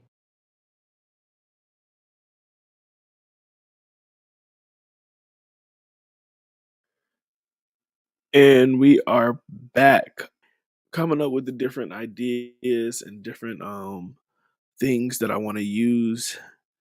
And we're getting there. We're getting there. We're realizing that we need to make sure that everything is cohesive and flows. So right now we're just gonna keep it simple, something like this, and we're gonna hit export. And we're gonna hit download, and we're gonna choose that we want to do it as a standard, a print PDF, and then we want to pick CMYK for best for printing. I'm gonna hit download. Now, when it comes to exporting, once you get the book how you want it, you just export it and you do it just like that, like I'm showing you for the PDF, and it's gonna actually say got it. Click here, double check the download, then boom, it's gonna download.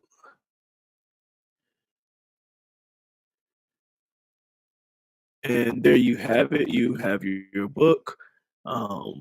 What I'm gonna try to do just for a second, I'm gonna attempt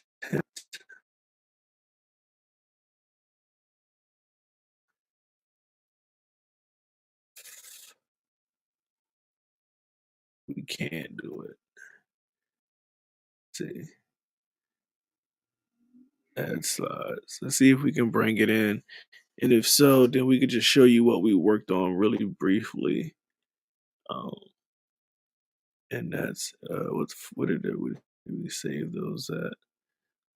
Love comes crumbled. Okay, so let's hit okay.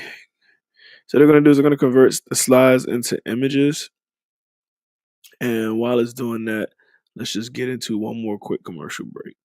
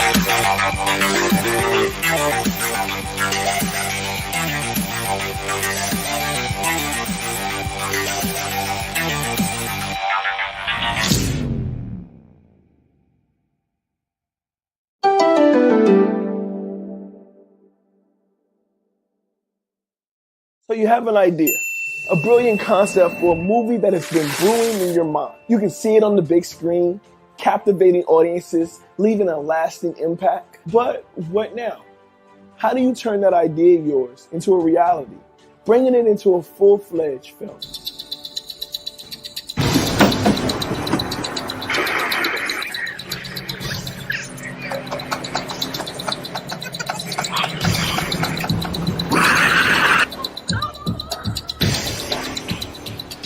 Crazy looking shit on the screen.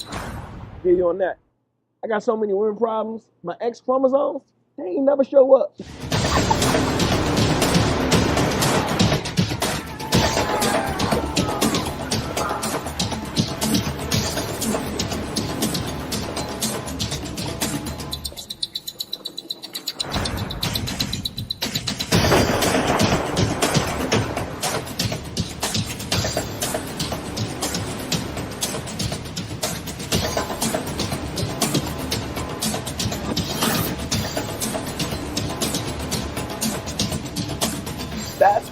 come in.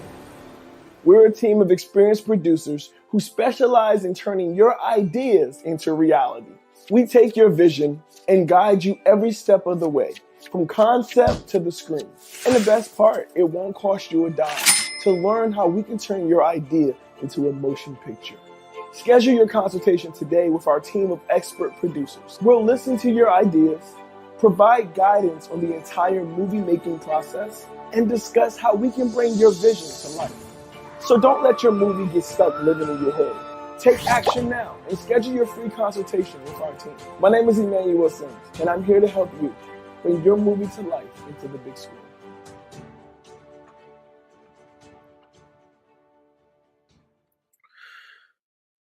All right, so I went ahead and imported the slides in here, the PDF in here, so we can look at the slides. So here's our cover. We got our first page, second page, and third. Keep going, going, going. And then, as you see, we stop on our back page, of course. But I just wanted to show you guys this so that you can know how easy it was to do it.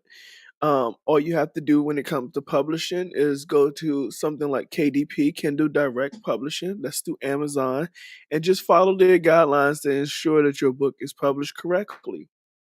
And that is it. That's your basic guide to creating and publishing a book with Canva. Remember to practice makes perfect. Remember that practice makes perfect. Practice makes habit, and practice gets better and better. So what you do most is what you do best. Keep experimenting. Thank you for joining me for this tutorial. And don't forget to like, share, subscribe, and tell everybody you know. And if you're not a part of the text community, text us at 240-607-5258 and get involved. We love to hear from you. We also have a Unimonia community through Thinkific. Ask me how you can get in there. And if no one told you they love you today, know that God loves you, and so do I. Make it a great day or not. The choice is yours. Drippity, drippity. All right, guys. Until next time. What's up, guys, and welcome back to Blank Canvases on Canva. It's your boy, Drip Van Gogh. Drippity, drippity, drippity, whoa. All right, guys. So, for those of you who are finding this video, you're probably trying to figure out what is Canva emailing me about this presentation tool? What is this new Canva presentation?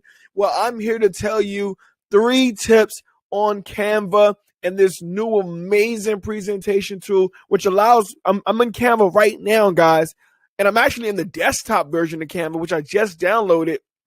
And I'm using it right now to show you this presentation. These pictures are from a GIF that I downloaded earlier from the Canva email because I'm going to tell you guys about this. The very first tip that Canva wants you guys to know is to just get started. Just jump right into the Canva presentation. And that's just what I did. I said, okay, what am I going to present? I don't know. And I was almost getting down that spiral of getting stuck of what should I do next. And I said, no, I'm not going to do that. I'm just going to get started. So Canva has a large range of presentation templates, both for personal and professional use. So whether you're looking to surprise someone with a birthday presentation or a fun vertical trivia game, or just create a pitch deck, they've got us covered. Creators, we are lit. Canva is it. Going to the next slide, right? So the second tip Canva wants us to know is get your audience involved. Designing presentations in Canva is only half the fun. That's right. When you're presenting, did you know that you can get your audience involved with the Canva Live? That's right.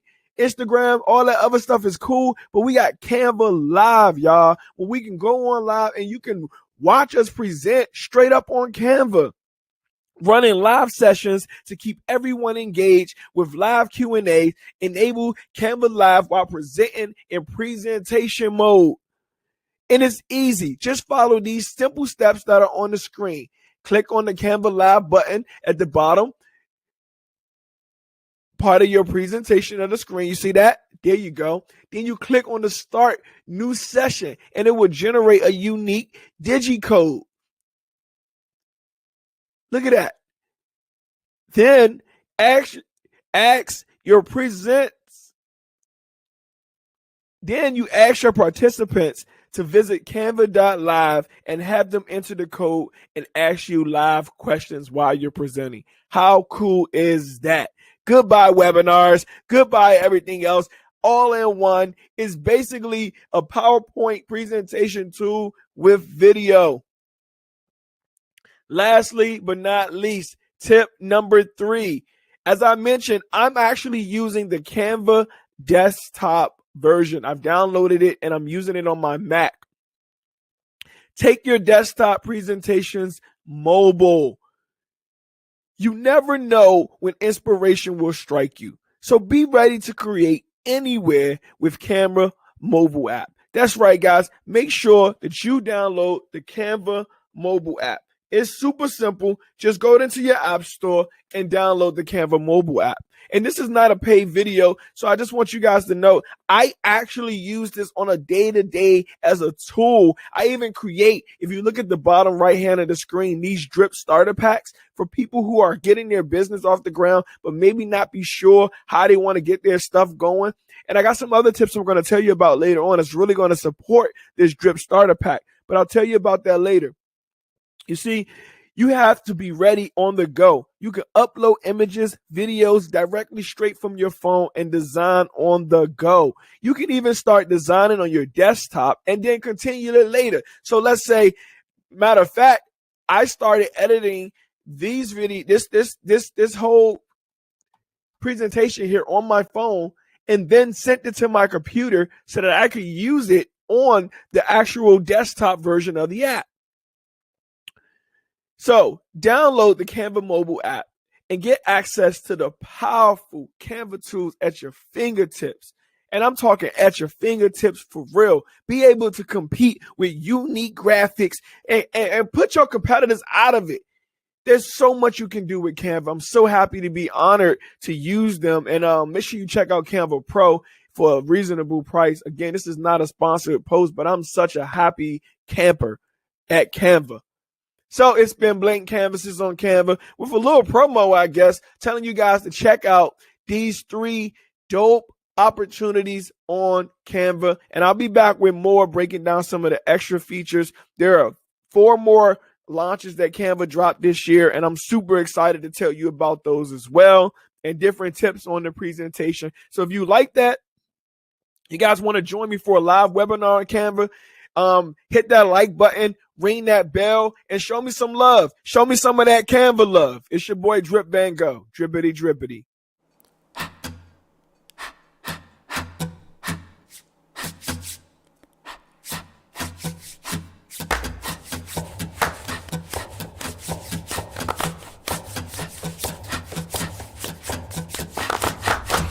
Musician. I don't need any music. I don't need you either! Shut up! Let me out. Let me out! Let me out!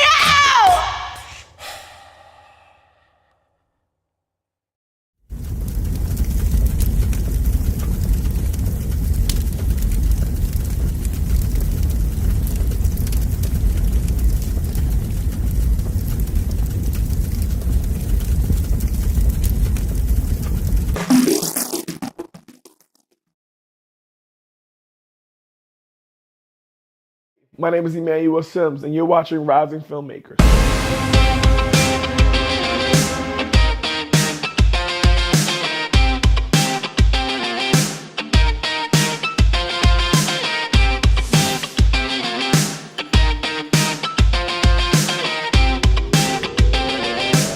Welcome to the Rising Filmmakers series featuring Emmanuel Sims, MFA, here with us today. We're here to explore his passion for film and his journey to the big screen. I've always been fascinated by movies. As a kid, we would sit around as a family and we'd watch them over and over again. We had about 30 VHS and we just circulate them all over again as a family. And it really sparked something within me. And I knew then that I wanted to do more than just be a viewer. So I pursued my master's degree in film later on in life. And I realized that that was the missing piece of the puzzle that I've been waiting for. And it allows me to create on a different aspect. Making movies is like, it's for me, it's high level problem solving. It's like you got to get all these different pieces to make the picture look like the one on the box. So I really enjoy just the trial and error, just the learning curve of it, the persistence, having the grit you have to make it through with it. That's incredible. What has been your most rewarding experience as a filmmaker so far? Well, that's easy. Last year, I was able to be a line producer on my first feature film called Love Trap. And this movie starred Khalil Kain, who was in Tupac Shakur's Juice.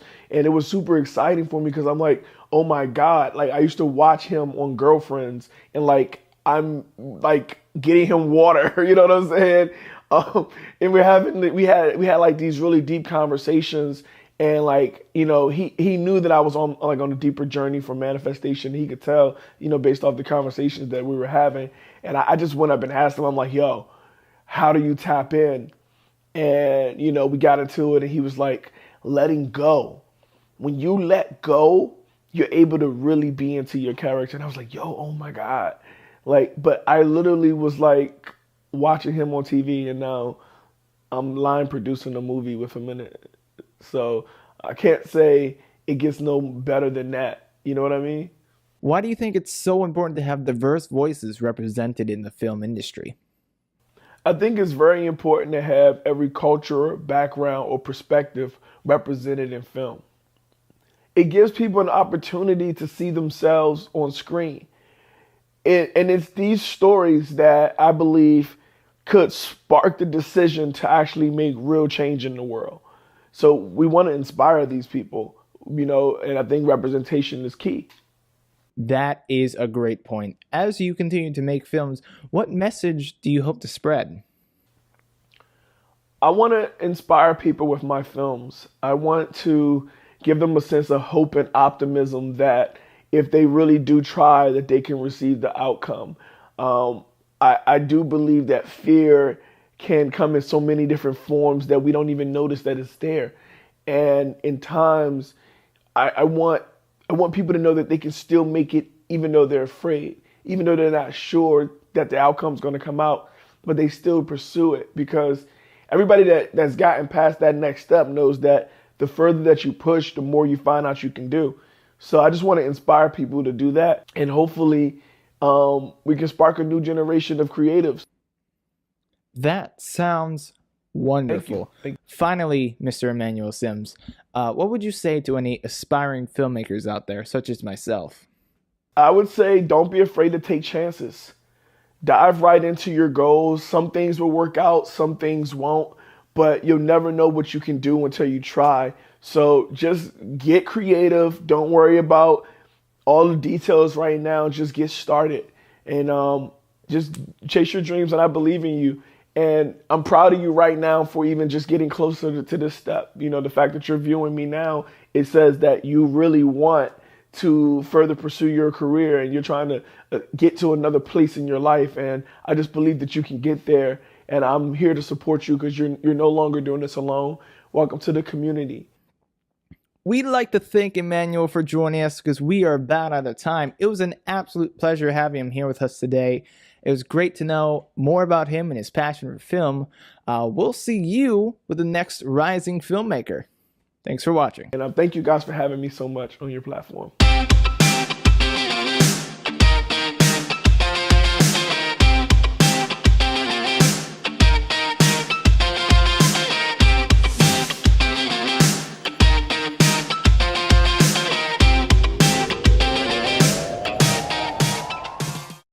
Ways meditation helps depression. 350 million people globally have some form of depression. In 2015, about 16.1 million U.S. adults had at least one major depressive episode in the past year. 11% of adolescents have a depressive disorder by age 18. Women are 70% more likely than men to have depression, and about 12 million women in the United States experience clinical depression each year. Depression is a mental health diagnosis where specific symptoms accompany a general feeling of sadness that lasts at least 2 weeks or longer. Antidepressant medications can help with many forms of depression, but adding complementary options to help promote recovery and improve quality of life is a smart plan, and one of the best natural therapeutic options is meditation.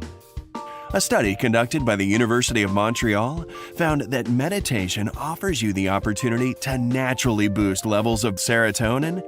In 1996, a University of Washington study found that the hippocampus was incredibly underdeveloped in individuals suffering from depression, and that damage was more severe in those with prolonged depression. Thankfully, this damage isn't permanent, and meditation helps revive the hippocampus to help treat and even prevent depression. The fight or flight stress response triggers the amygdala region of the brain, causing it to become overheated and flood the body with hormones that can damage mental health. A study conducted by Harvard found that meditation not only helps you learn to control the triggering of the fight-of-flight stress response, but it also improves the health of the amygdala. Most people suffer from depression because they feel incomplete, something that easily occurs when life changes in a significant way. Meditation brings calm and peace, makes you feel whole again, and helps you get back on your feet. What is the best form of meditation for depression? A study published by psychologists from the University of Exeter showed that mindfulness-based cognitive therapy, or MBCT, may actually be more effective than counseling or medication, citing that 4 months after MBCT, 3/4 of study subjects felt well enough to stop taking antidepressants. Mark Williams, an Oxford professor of clinical psychology and the leader of the team that developed MBCT, cites that brooding is one of the key features seen in patients with depression, and MBCT specifically tackles brooding to teach compassion for self and others. Add meditation to your depression management regimen today. Thanks for watching and take care.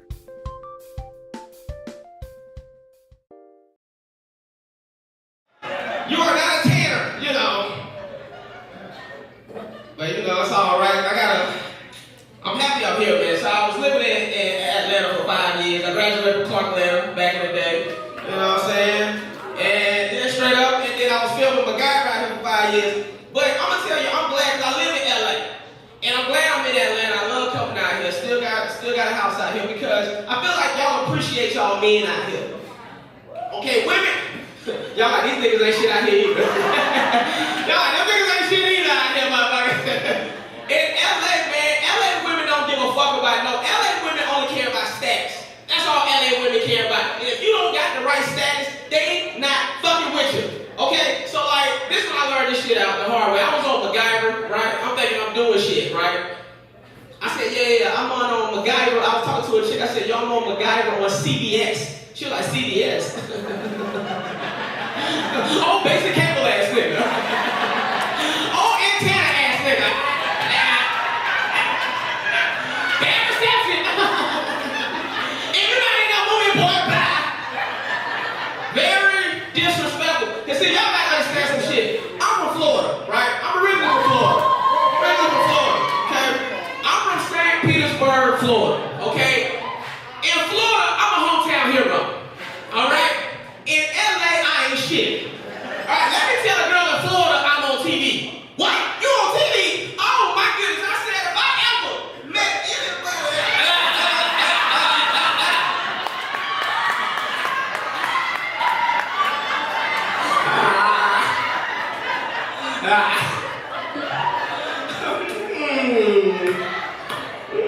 You taste like a Capricorn. Know what I'm saying? They give me some respect. I'm gonna tell y'all some other shit about me. I was the star of Rush Hour, the TV series. Y'all didn't even know they made a Rush Hour TV series, did y'all? I know some bullshit. Some bullshit, y'all. I was the star of Rush Hour, the TV series. So listen, I went from Rush Hour to MacGyver, right?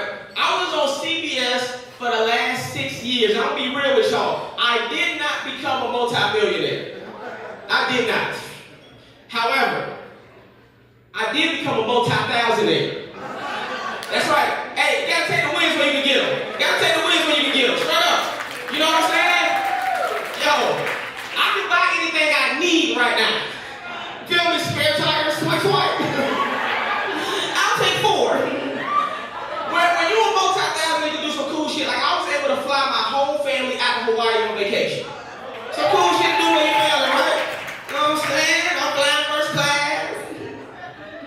flying a coach.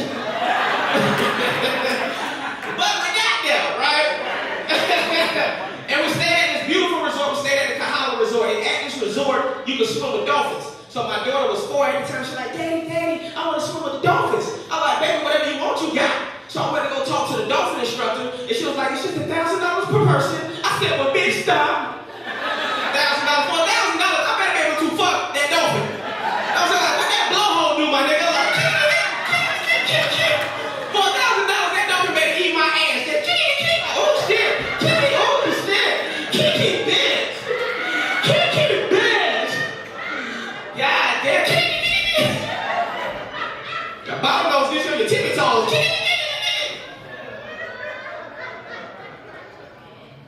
That wasn't even the dolphin making that noise, that was me. Damn, Flipper.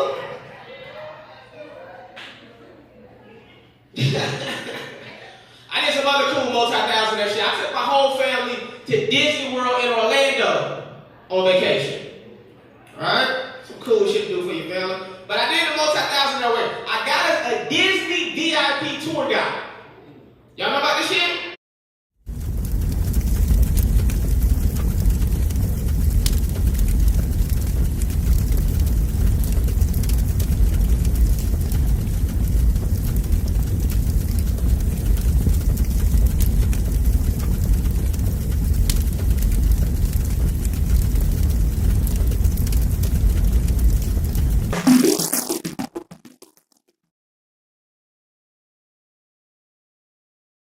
I think that's very powerful because in the film there's always limits, but then, right, there's innovation, right? So when I was in China, I learned that there was a limit on cars.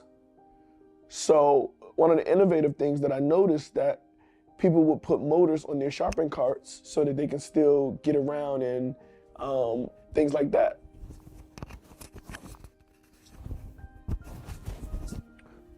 Sorry.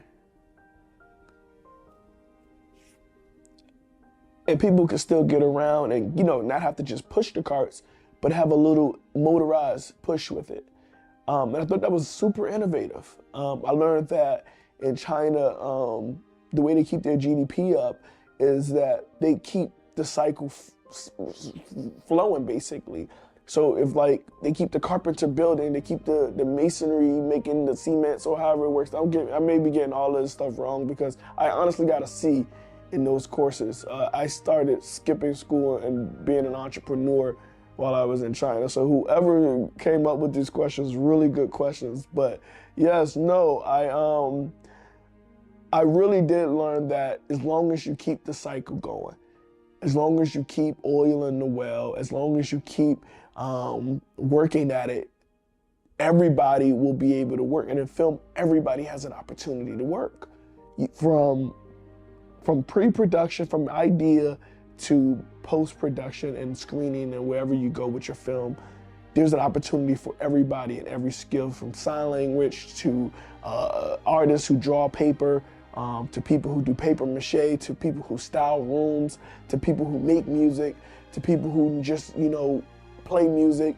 There's so many opportunities for everybody in the industry to work together from every form of art and create this masterpiece. And the more that you work with, the more that you can add and invest into this creative piece. So that's what I learned when I was in China. It's like, when there's limitations, just get innovative. When there's limitations, make innovations. I'm trying to make something round, but whatever. But it's like just keep working, keep redoing, keep the cycle going. And when there's limitations, have innovations. And that's how my Chinese history and economics play into my film directing for this. I'm innovative. It's gonna work out. That's a good twist after the tears. Thank you, guys.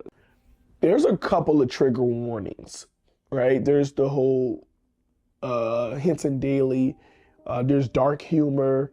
I wouldn't say that it appeals to a wide audience. It's totally niche. People who've been through stuff, some people find humor in healing. One of the techniques in counseling is humor. It's not like a technique, but it's like a skill that you can add in a session to make, you know, the session go well. It's like you don't got beating a stick up the butt. You know, you can actually laugh and joke with your clients, and y'all can build rapport and, you know, help them get through what they're going through. So there's a lot of dark humor. There's a lot of edgy humor. I wouldn't say that I made it relatable to all audiences, but if you've ever been through something and you've ever been on that edge, I made it for you. And it's gonna be okay. And I love you.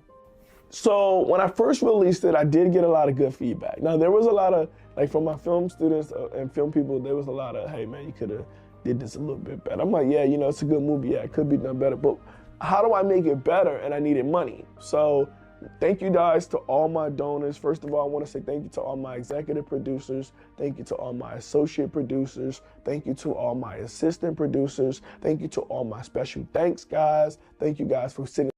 I'm toxic for no reason. I sit and I drown. You should try grounding. And You ever did that time seems before? to fly. No fight in a fight. The demons that surround me A now. lot of times we get lost in our head. I'm and let me sad for tell no you this. reason. Ruminating thoughts My hurt heart made like of stone. The bones they are weak. My tears they are scary. And darkness consumes me now. I'm too far gone to reconcile my haunted past. It's not I meditation. live with this weight now. It's grounding. You don't even gotta close your eyes. With this weight now. I'm too far gone to turn back now. I'll just fight this till light comes around. I'm too far gone. Far gone. How else would you explain the rain? These people around me know nothing about me. I could leave them in a spell. Forget I got so many everything women they problems. know. My X chromosomes. I try to stay happy, but stuff keeps on happening. You have an idea, a brilliant concept for a movie that has been brewing in your mind. You can see it on the big screen, captivating audiences, leaving a lasting impact. But what now? How do you turn that idea of yours into a reality, bringing it into a full-fledged film?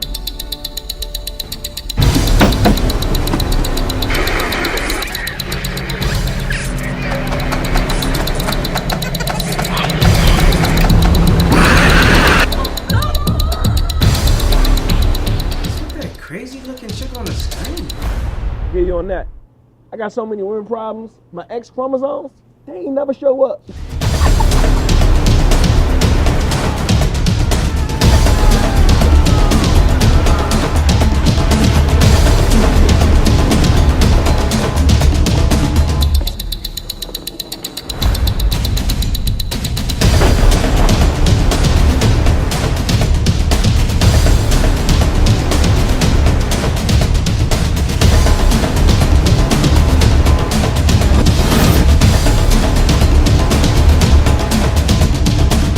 That's where we come in. We're a team of experienced producers who specialize in turning your ideas into reality. We take your vision and guide you every step of the way, from concept to the screen. And the best part, it won't cost you a dime to learn how we can turn your idea into a motion picture.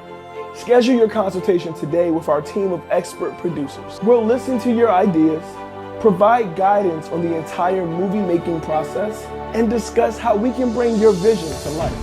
So don't let your movie get stuck living in your head. Take action now and schedule your free consultation with our team. My name is Emmanuel Sims, and I'm here to help you bring your movie to life into the big screen.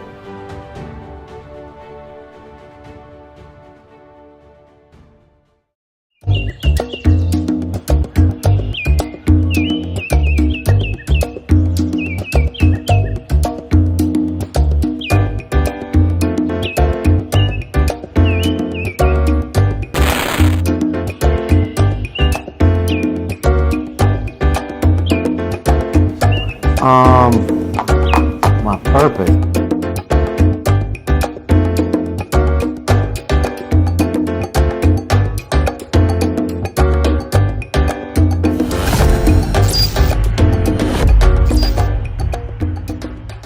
This is a pour paint, abstract art with acrylic pour painting. The paint already has the medium in it.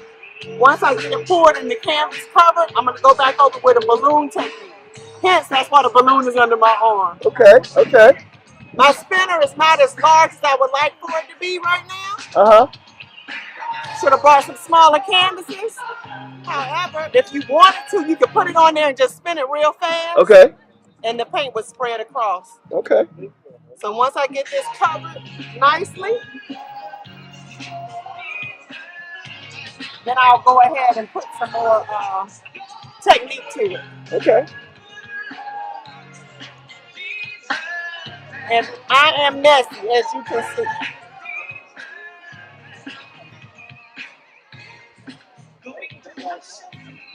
Now, what I normally do not do is I usually don't go over it with a paintbrush because I like for the paint to settle on its own.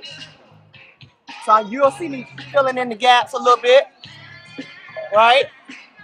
So the paint will go all the way to the edge of the canvas. Got it. Got it. Not show any white anywhere. All right, so once I get everything covered where you do not see any white, then I'll start using the balloon technique. And to be fair, so that I'm not just throwing paint away, give me 1 second.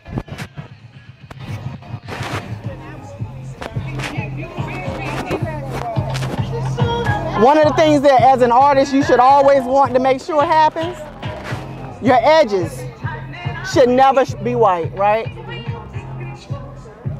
It doesn't take a whole lot.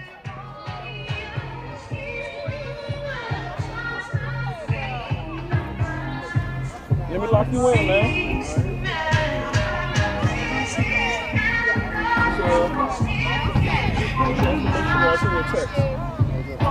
And you let the paint do what it's gonna do.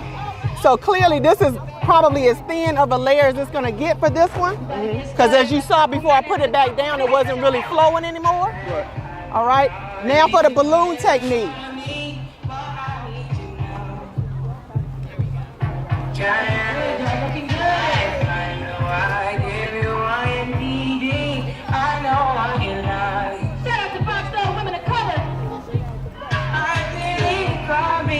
Okay, perfect. Happy connecting, brother. Notice I'm kind of going and staying in the corners with the balloon.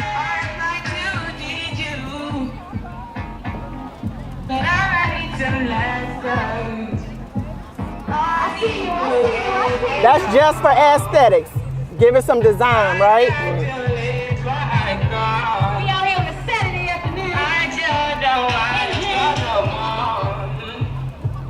And to spread the color across.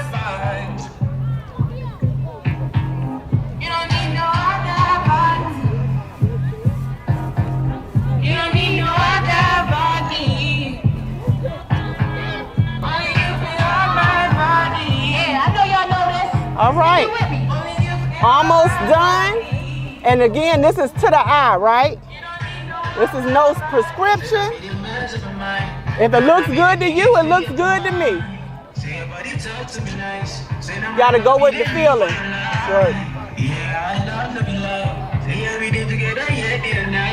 All right, finished product. I'm gonna leave it right there to dry. Hopefully it'll be dry before we end the event. Thank you for painting with Pam, Pam's Painting on Facebook, Pam's Paintings, etc.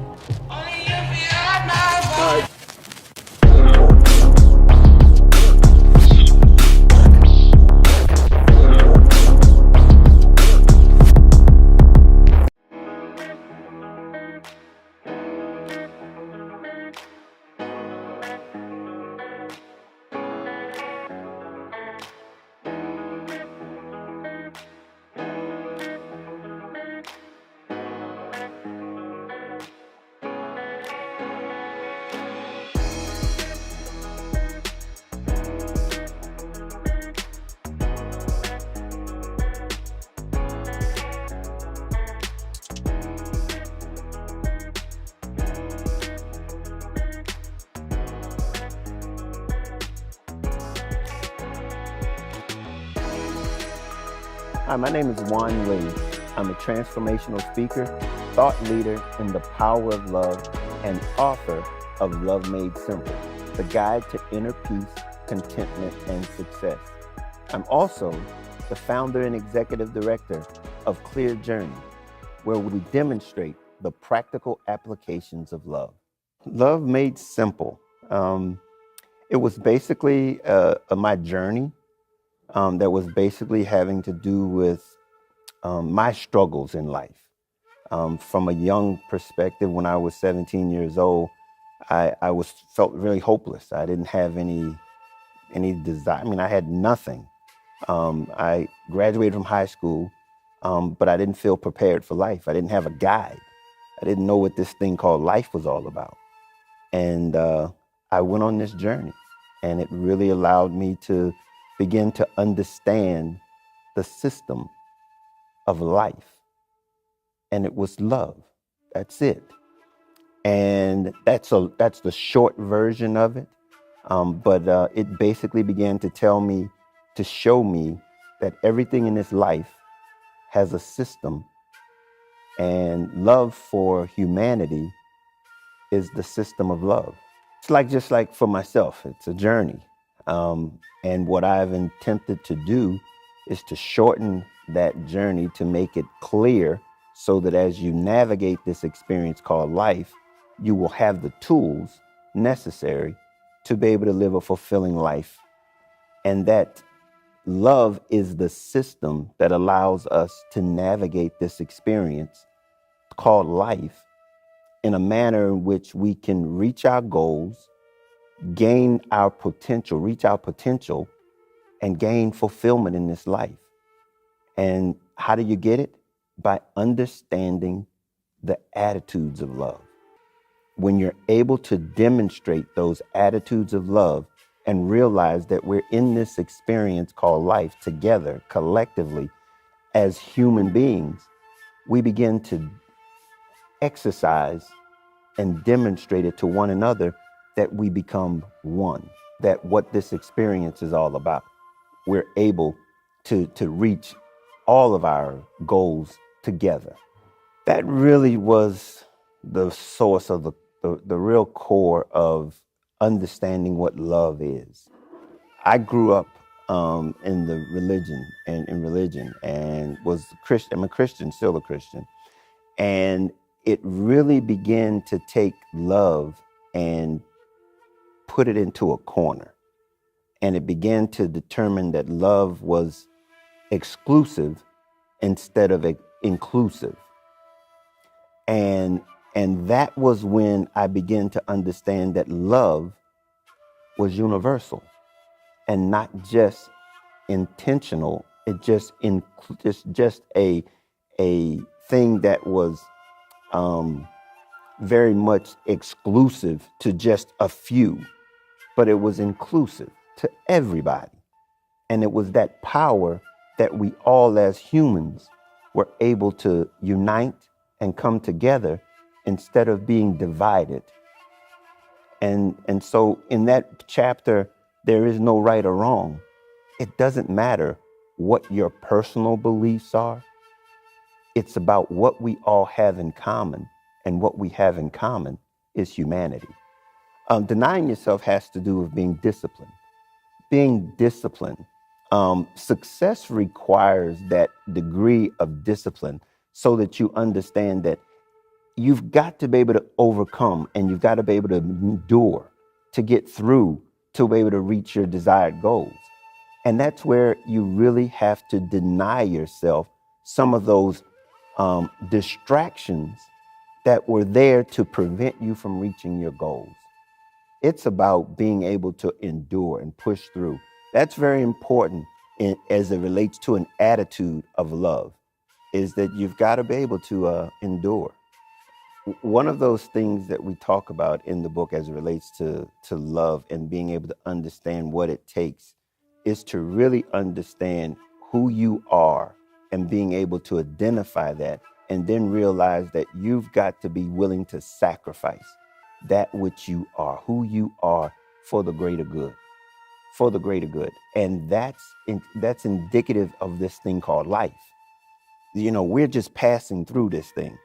And when we're passing through, that means that the bigger picture is humanity. It's the generations to come. It's what we have to invest. And so we've got to realize we've got to pick it up. We've got to move on. We've got to be able to, no matter what the situation is, we've got to proceed and continue, no matter what it takes.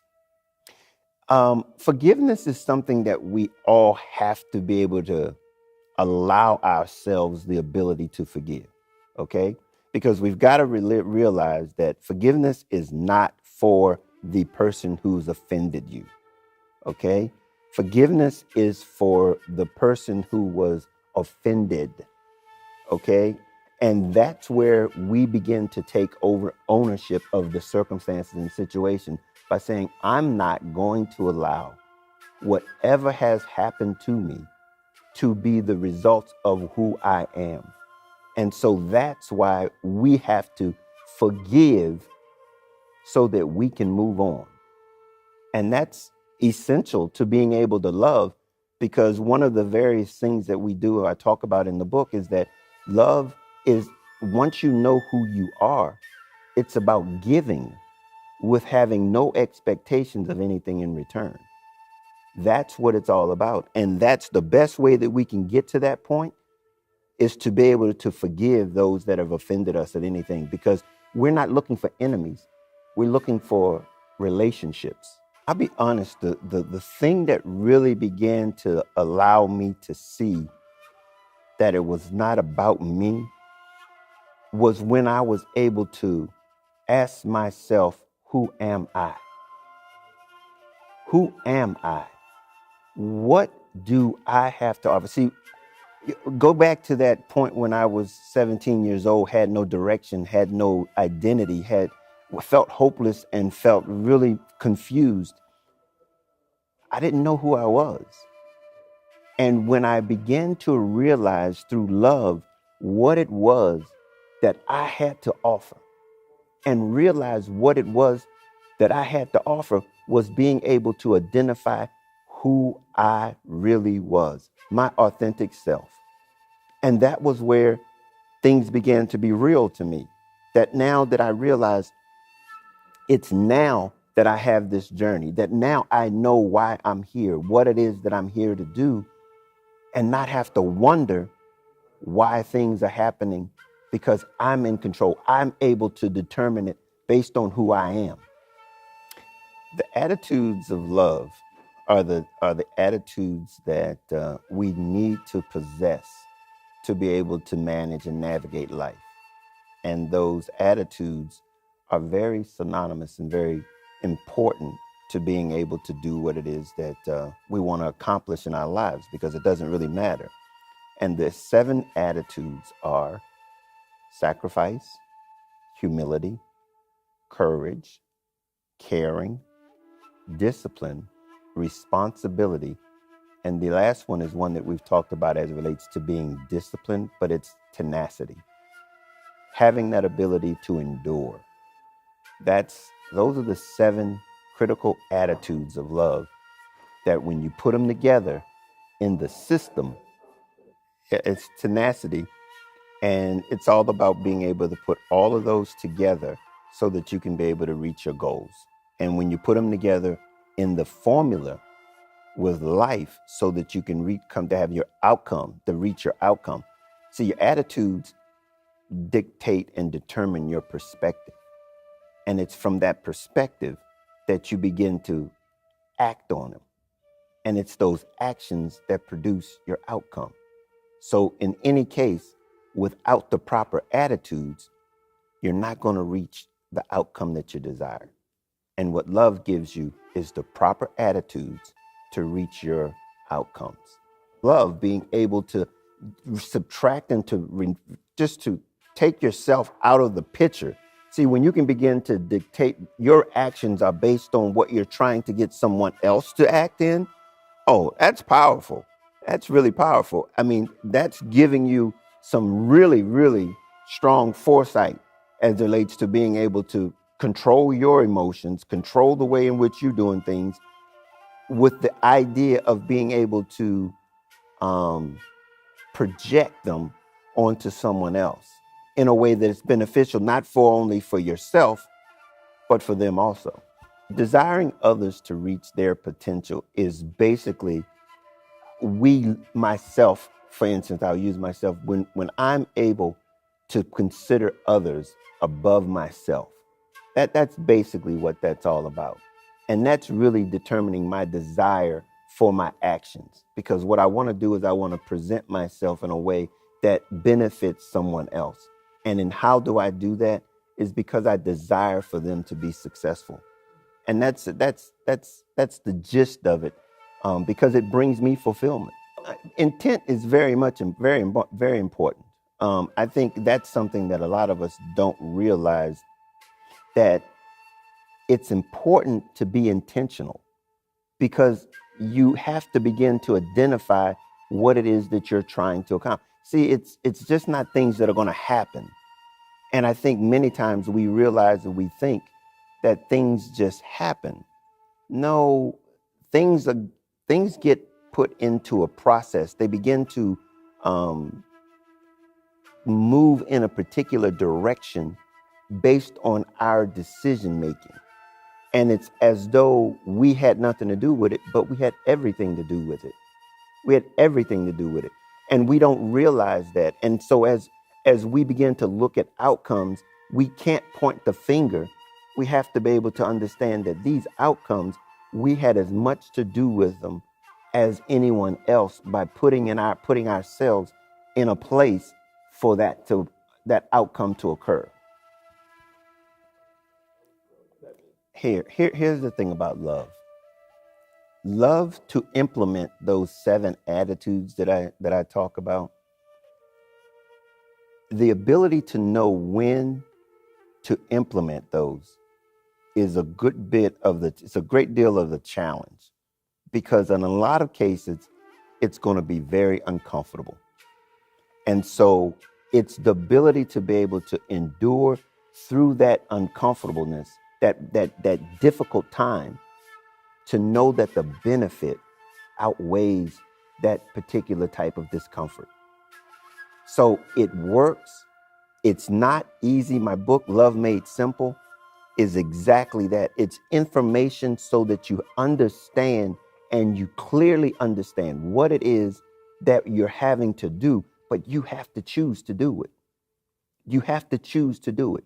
You cannot assume that it's going to just happen. You've got to put the work in. And so I can't stress that enough. It's not easy, but it works. Standing up to the challenge is that third attitude that you need, and that is to be courageous. That ability to stand in the midst of any type of opposition. It's that ability to know that what you're doing is exactly what it is that you need to be doing, irrespective of what the circumstances are. You know, you're going to always have resistance, but to know that you have to be able to stand in the midst of it is going to give you all of the confidence to succeed as time comes on, as things come on, and as you begin to find new challenges, because life is full of challenges. And that's what it is. You've got to be willing to stand in that time when the opposition comes. Resistance is anything that opposes you. Anything that opposes you. Now, to be able to put it into perspective is to understand, let's put it into a little sports analogy. If you have 2 teams, you have an opponent, and you have to oppose that person. That team has to oppose you. That's exactly what it means to be an opponent. You have they're opposites. They're working against each other, and you have to be able to endure the opposition. Here's the thing. Failure only occurs when one stops. If you never quit, you can never be considered a failure. Just outlast the enemy. Just outlast them. You'll win every time. That's the power of love. Having the attitude necessary to endure, to outlast your enemy. That's a daily operation. No matter what the challenges are, you just outlast it. That's one of the very first components of love is what I like to call self-awareness. When love begins to ask us to do this one thing, and that is show me me. Show me me. Allow me to see where I am and how I need to show up so that I can be my best self. And that's not always easy. That means that you've got to go in and do some work. You've got to go in and find the things that you don't like about yourself and be honest, brutally honest about that. And in many cases, it's going to turn over some things that you've been suppressing for some time. And so when I say, it's not easy, this is exactly the thing that I'm talking about.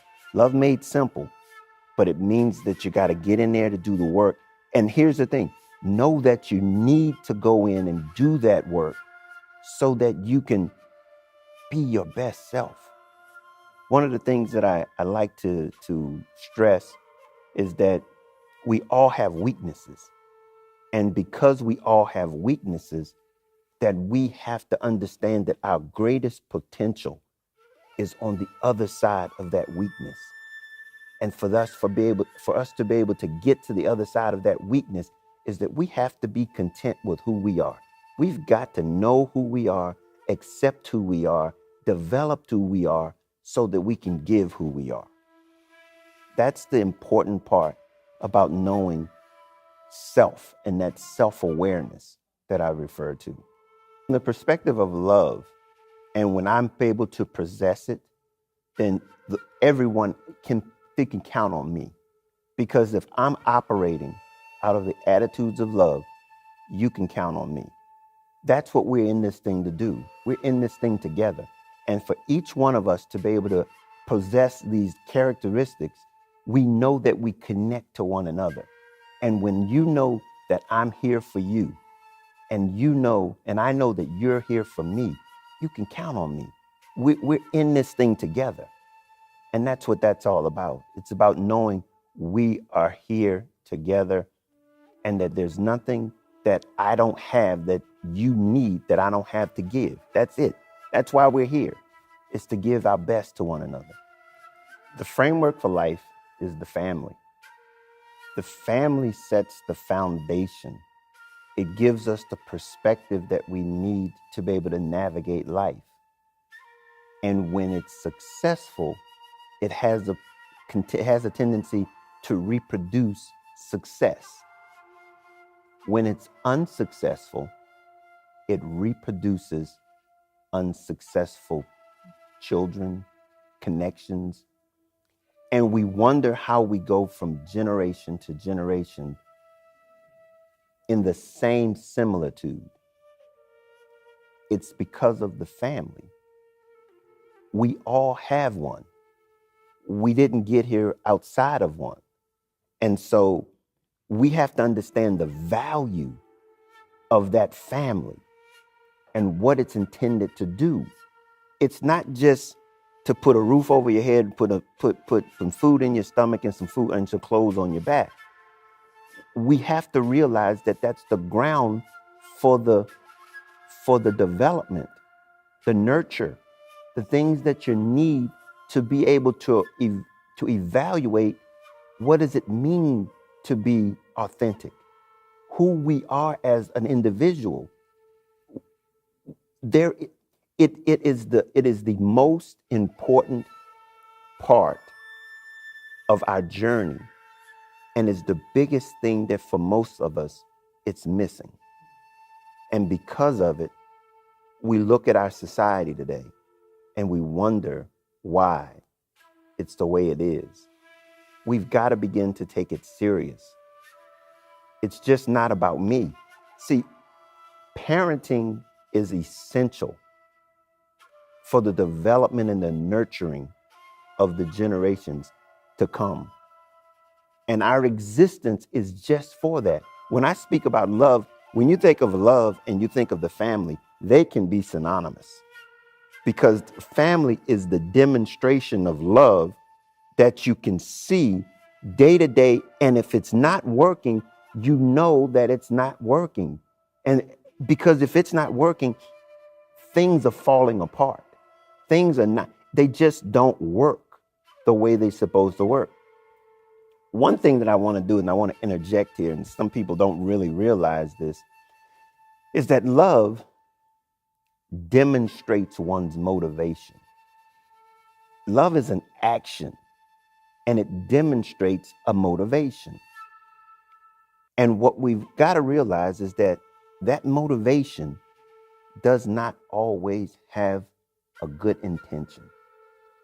See, love gives me my motivation, but it doesn't have to necessarily mean that it's to your or my benefit. See, I can love to do wrong.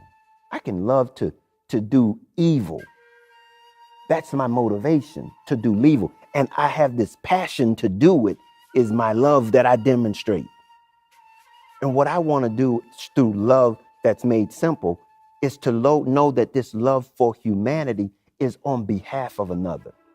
It's that ability for me to, I want your best for you. And I want to give you my best. And when I'm able to give you my best, you win and so do I. And we protect and preserve humanity into the next generation because there's no selfishness in me. I desire for you to be successful. So that's very important that we understand that love has so many misconceptions, so many confusing components because we've allowed people to use it in ways that is selfish in nature. I don't know if you've ever heard, I know you probably have, Michael Jackson's song, The Man in the Mirror. And he talked about, I remember that selfish kind of love. See, those are the things that we've been learning and growing. And he was saying, if you really want to make a difference, you start with the man in the mirror. And that's what love starts with, is making those changes so that you can make a difference into someone else's life. And that's what this connection, this love is all about. It's to connect us one together so that we can be successful. And so it's easier to follow in the footsteps of the foundation that's laid than to break out and rank and to pave your own path. That's true. At the same time, what Love Made Simple is about is understanding you have the right to pave your own, to blaze your own course. You have your right to blaze your own course. And that's essential to understand. It's easy to keep following in the direction that you've been going in, but it takes work and strength to blaze your own path. In the land of the free, have an opportunity to blaze your own path. What about America? What about America? What about America is, it's taken from the perspective of the challenges that we have in America, racial tension that we have in America, and that no matter what side of that coin you're on, that we've all got to make a change. We've all got to make a change. We cannot continue to be the oppressor and the victim. It's just not going to work. If I've been oppressed all my life, I have a history with being oppressed. If I've been an oppressor all my life, I have a history with being an oppressor. And in either case, no one can say that there's anything that I can't make it through what I've been through, because I have. It's been there, however difficult it might have been, we made it through. On either side, however grandiose it was, they made it through to this point. And I can't hold those that were grandiose at fault for those who had it difficult to go through, as much as it was as I'm complaining for those who had it difficult to go through because I had it grandiosely. We've got to change our perspective as it relates to what it is that we want America to be. And I think until we recognize what it is that we want America to be and not base it on what we thought America was or was supposed to be, we're going to continue to challenge, to struggle in this experience or this experiment called America. We're in a very difficult place. And since the time I wrote the book, we've gotten worse and worse and worse. And the only thing that's going to change it is love. Expectations are things that really, for the most part, causes us to feel, to be honest with you, defeated, because we're having expectations that are unrealistic. So the best thing that we can do is to be able to realize and recognize who we are and accept people for who they are. Not being able to sit back and want something that we want for ourselves from someone else. I think that's probably the very difficult thing that many of us struggle with when it comes to relationships. When we have preconceived expectations without the other one's knowledge or understanding that you have them. And so we've got to learn to realize that, hey, no, we've got to be able to look and see, and what we see is what real. That is what it is. And we can't make anybody or change anybody to be anything other than what they present. That's what unrealistic expectations will leave you disappointed and alone. Well, that's it. There is no need to quit or surrender. I mean, again, we have to realize that this life experience is temporary. And I'm in it to win it from the beginning to the end. And we've got to understand that what we're here to do is to invest into humanity for the ability to preserve and protect it for the next generation. So I can't give up. I'm in it to win it and to stay until it's over. I can't say that enough. We've got to be able to have that ability to want to never give up. We can't give up. We give up. Remember, you don't fail until you quit, till you stop. If you never quit or stop, you never fail. Would I ever run for president? Would I ever run for president? I would really never, ever run for president. It's political. And the thing about it is that I think that one of the bigger reasons that oversight and politics, it perpetuates division. And until we recognize that that's what's happening and realize that, okay, governance is a business. It's a business, governance. And politics is what they use to call it, to persuade engagement into this business. And it's about power. And if we, the people, aren't engaged in it, that's all they want to do, is to divide us so that they can take the least amount of us and control all of us. We will to do it, okay? That's what it's about. We will to do this. We allow people to govern for us because we, the people, are what we've aligned ourselves with. But we've got a lot of work to do if we want it to be representative of a United States of America. I think we're struggling with that right now. The whole reason for me to write the book, because of the confusion surrounding what love has been projected as being in it, and it's been so much, it's been cheapened. Love is so powerful. Love is so powerful.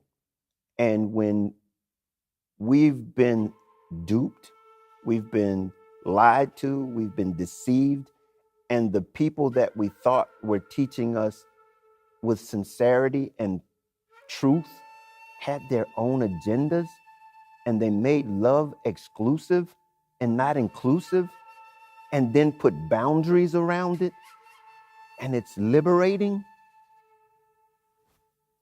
I wrote the book to free people, to give us the opportunity to know that there's another way, without any expectations, without any, just sincerity. That's all it is. There's nothing in it other than to share, to give, opportunity, give you everything that you need to navigate this experience called life, and to reach your potential, and to be and have this fulfilling experience called life. That's it. The thing about it is that people are fighting against this illumination. They're fighting against it because it seems like it's like outside of the box. And so I'm really beginning to say, hey, there's another option here. And it starts with your attitude. You have the power to change the way you view this experience called life. You control it. And people realize that no one has to be in control of this experience that you have. And so I just hope that people are able to experience something new and live a life that really depicts who they personally are. Each and every one of us are unique. We're an original, never to be created again, to be invested into humanity for eternity. You ever seen The Matrix? Mm-hmm. We all are the one. Mm-hmm.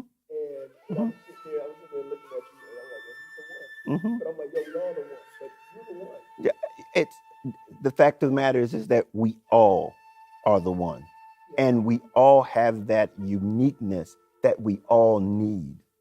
Each and every one of us need each other. The truth is in the light. Yeah, literally. Tell us. Literally. Hey, you know that saying, that chapter came from something my dad used to always say, and he used to always say, the truth is in the light. And it's really basically that simple. It's what you present. So what you present, people see you, and that's who you are. And it's nothing that you can say that can change your actions. Your actions speak volumes. This is something I like to share with parents specifically, because, parents have the tendency to say what they should do, what children should do, but their actions contradict what it is they say they should do. My dad was always one to say, do what I say, not what I do. I love my dad. But is that the example that we want to nurture, foster? See, our character means everything, and that's the only thing that no one can take from us. And when we begin to look to our parents, and that is an inconsistency there with what you're saying and what they're doing, that says that it's okay for me to have that same type of character. We have to do better. I say, we talked about the family earlier, and this is a critical part when I'm getting ready to share something that I haven't shared before. And it's meant only to begin to make us aware. And that is that to be a parent, you don't have to be parental. To be parental, you don't have to be a parent. But if you are a parent, you should be parental. And that's that nurturing, that example, that demonstration that they need to be able to develop into who they can and should become. And when the family is broken and you have someone who is not a parent that is being parental, they are demonstrating to that child what it is that they are needing, giving them as much as they can, but it's nothing like what the parent that is operating in that parental position can ever give them. And parents have to realize that. There's something that's going on right now, and they're talking about co-parenting. I had a young man tell me that he grew up in that co-parenting environment. And he was like, I love my parents. They did the very best that they could do, and I love them. They treated me, they did all they could. But the fact that we weren't together, I didn't like that. It's not what I needed. It's not what I wanted. But the child didn't have a say in it. And now it's become a norm that they have this statement of being co-parenting. And until we realize that that's unacceptable, if we want to be parents and understand what it means to be parents, it's a full-time job. It's not I get you on Friday and I have him on Sunday. No, it's the ability for the child to see the example of mom and dad being together. And guess what? Working it out. Working it out. It's just not because I'm here, I'm doing what I'm paying for, I'm taking care. It's not what the child needs. That attitude of love, we have to realize and take on the responsibility that child is my responsibility. It's at every place. It's when I'm walking down the street, when we're going to the ball game, when we're at church, when we're going to the grocery store. It's learning at all situations. That's life. That's what it means to nurture. It's just not to go, okay, I pick you up. And I don't know how many stories I've heard about waiting for the dad or the mom to pick them up and they never show up. And just the example that you were talking about, the child has no idea that they had nothing to do with it. And it is affecting them year after year after year. And this really goes back to the thing that we were talking about when we talk about self-awareness, when we talk about having to do the work, that you get to be 20 and 30 and 35 and 40 years old, and you realize your own self-worth is based on the fact of sitting on the curb waiting for someone to come pick you up, and they not showing up. And you have to go in and dig that up. That's the work. The work is? We've got to stop that work. I think recognizing the fact that you need to be able to get that self-awareness, to understand that no matter where you are in this experience, you can be fulfilled. You can be fulfilled. You've just got to pick up the mantle, pick it up, and decide that I'm going to demonstrate these attitudes in my life, regardless as to what it's going to cost me. Regardless as to what it's going to cost me. See, that's the point that we've been failing to say. We don't want to pay the cost. And until we decide to pay the cost for the next generation, that's what that investment is. See, no matter where you are, if you come to the realization and say, look, I missed it, I'm going to make it better for the next generation. I'm going to make it better for the next generation. I'm going to invest myself, into humanity so that the next generation gets it. You asked me earlier if I had any children. No. This is my legacy. I'm investing into humanity so that everyone who picks up my book, everyone who comes across this message, be it 100 years from now, that they know that they're important, they're necessary, and they have what is sufficient for the time in which they hear this. That's what this is about. It's basically you will sow something for a future gain. You sow now for a future gain. That's all it is. And when we talk about love and humanity, we're talking about sowing yourself.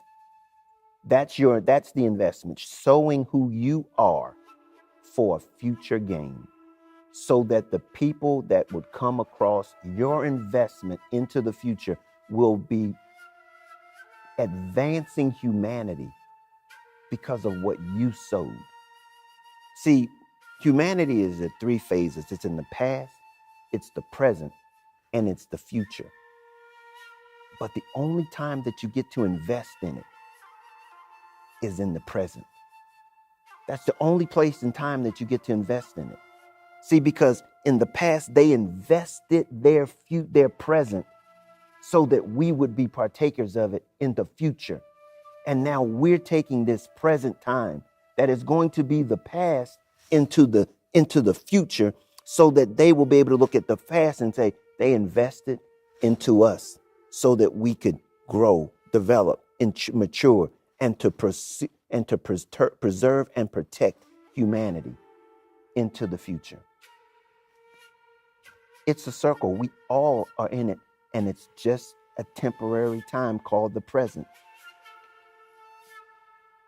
We've got to learn to live in the moment and to maximize the moment so that we can benefit from it. With each and every one of us can benefit from the moment, because guess what?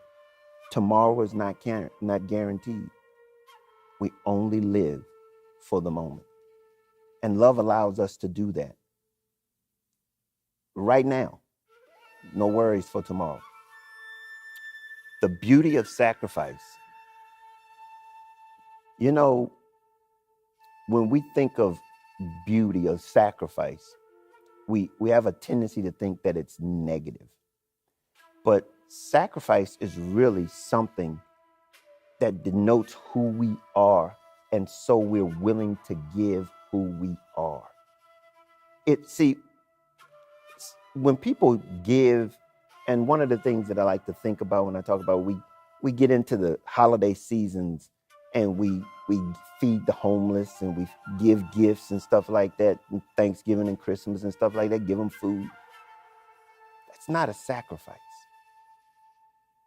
You know, a sacrifice is when you pay the cost. You are what you're giving. You are the sacrifice.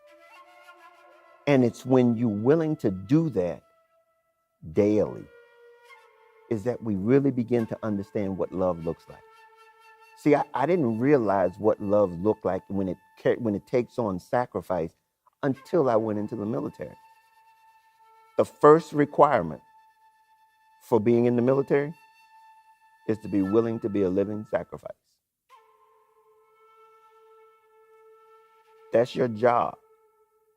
At the end of the day, they have a tendency to say you're expendable for the greater good. That's what we want to be.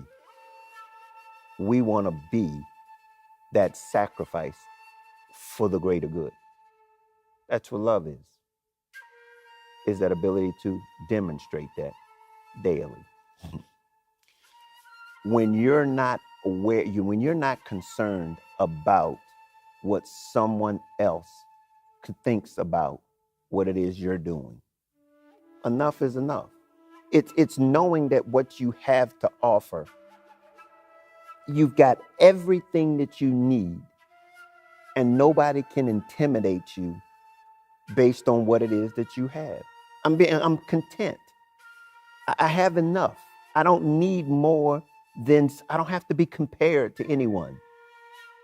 You know, it's amazing because I believe, someone who goes after their passion, someone who really knows themselves and knows what it is that makes them smile, makes them feel good, makes them have that place where they're content, they have their needs met, they feel successful. These are things that are internal. And no one can take that from you when you have that joy on the inside from being able to do what just brings you happiness and joy. And that's when you have enough. Don't compare yourself with anybody else. There's not a status that anybody needs to get to or to reach to know that enough is enough. We all have that ability to be fulfilled where we are. Be okay with it. Because I think many of us miss out on these moments that we're having right now. You know, they should not be something that happens on occasion. See, one of the things that I like to do is, I'm looking out a big window right now.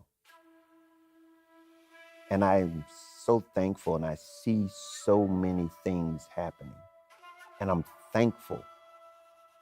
You know, I can't look at a tree and not see life. I can't see a flag blowing in the wind and see that there's life. And understanding that this opportunity is every moment. And know that this is what it is. It's these moments that we should be treasuring every day. Not just looking for and trying to, build up certain days and missing out on the day, today. This is Juan Lee, and I am the author of Love Made Simple, the guide to inner peace, contentment, and success.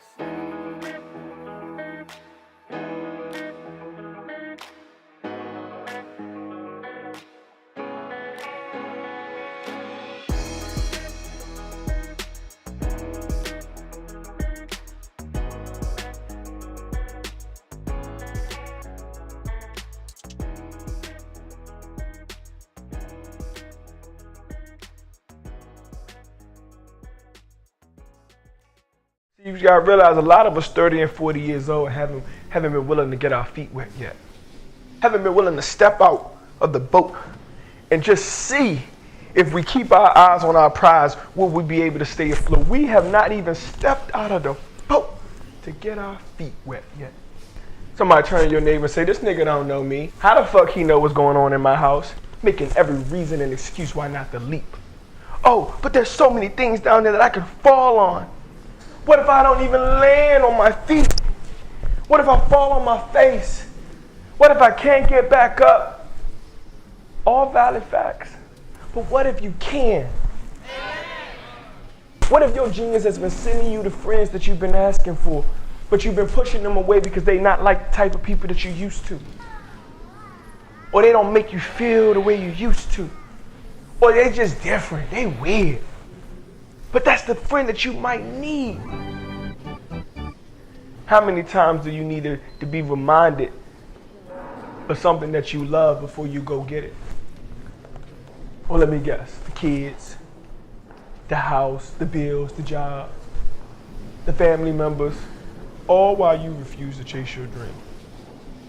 While you refuse to be who you are. I don't know how they're gonna look at me. They're not gonna accept me.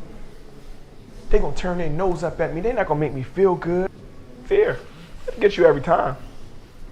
It will get you every time. Fear will get you every time. There was a dude in the Bible, when he stepped out on the boat, he was good.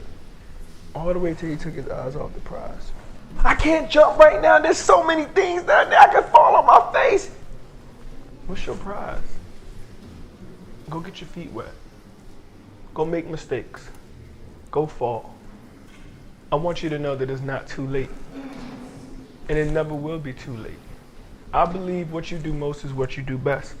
And if I wanted to go into the NBA right now, if that was something I wanted to do, I could do it. Because I believe that. And I think if I work hard, if I dribble every day, if I play ball every day, I can go into the NBA. So can you. That's very difficult. The chances are slim. Will it happen? Probably not. But can it? Of course it can. Of course it can. And that's the powerful part about it, that it can. Stephen Pressfield. Resistance is coming to kill you.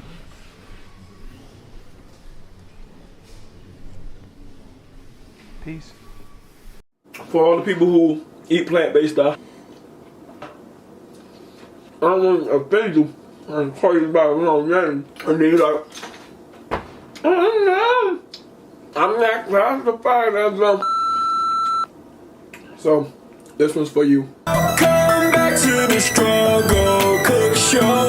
Welcome back to the Struggle Cook Show. Struggle meal. Yeah. Struggle meal. Yeah. You're now tuned into Overtyme TV, and this is Struggle Meals.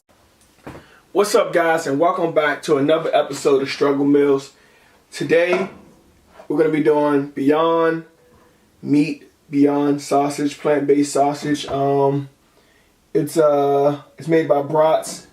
So we're going to dive in and see how it is. So first we're going to do is, oh shoot, put that back. First thing we're going to do is crack these open, get some fire in the pan, rinse them off. What I like to do is put a little bit of oil so it don't be sticking. If this was a non-stick pan, it ain't no more. I like to give it a little flavor, so I'm gonna put a little bit of my Cajun that we made the salmon with on there, and get a little bit of water going.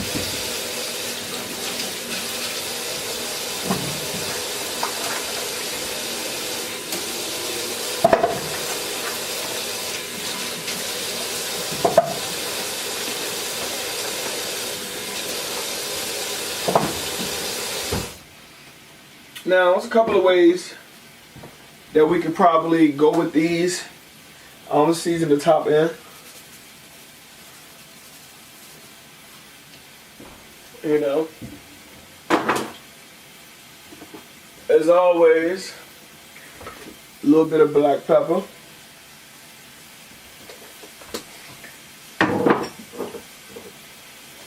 Some oregano.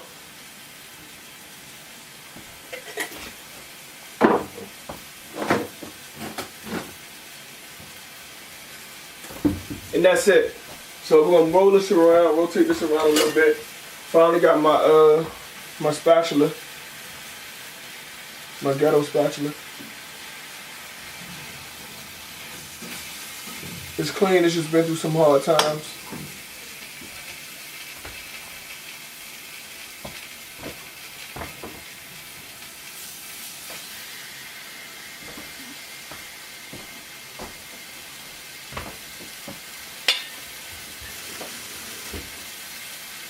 You can do, add a little water so it get a little steam around it. And if I can find one of those clear lid things, I'll be fine. Can never find these joints. Jesus Christ. Bro, why don't we ever just keep this shit? Okay, let me think. Oh, shoot. Boom.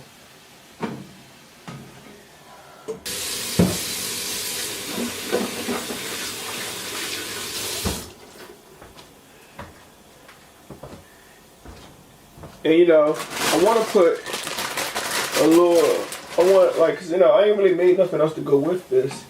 So I want to put some greens on this side.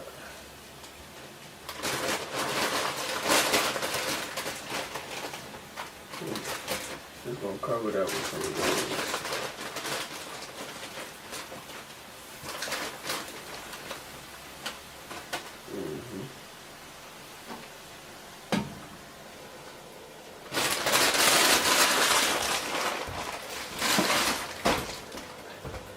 Plant-based, now it's plant-topped. The bread, we're gonna put those, I went and got some specific, we got some hot dog buns, but I got some specific potato buns for this episode. These joints right here from Giant, potato hot dog rolls.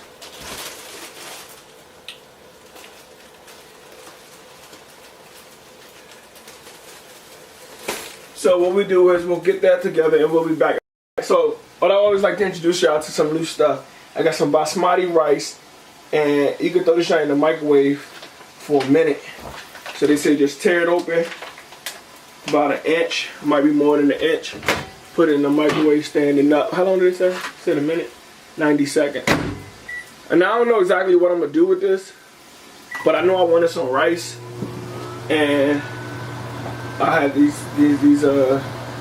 plant-based sausages on my heart.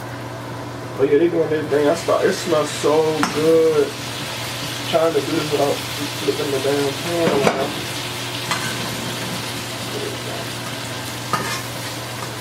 Welcome back to the Struggle Cook Show. Struggle meal. Yeah. Struggle meals. Welcome back to the Struggle Cook Show. Anything get stuck in anybody else's head? Comment below. Definitely got stuck in my head. And I was like, you know what? You might be on to something. So I'm gonna go ahead and add a little more water.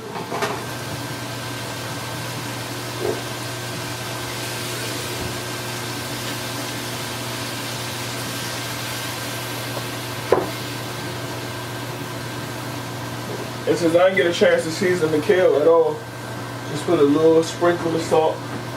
I don't know where my new salt at. They hid the new salt, so we're gonna have to use the old salt. That shit got that jam open. You know, black people, we knock the teeth out that motherfucker. Alright, cool. That's all it's gonna get. That rice look like it sound like it's done.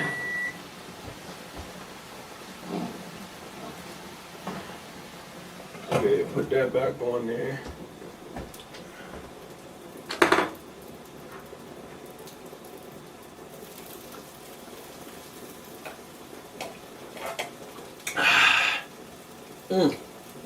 Here's some of that Kool-Aid.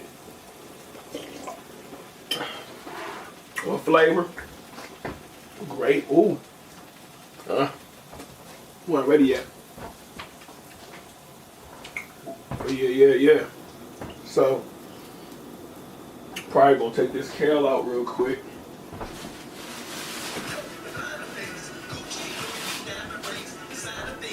Find something to put the rice in.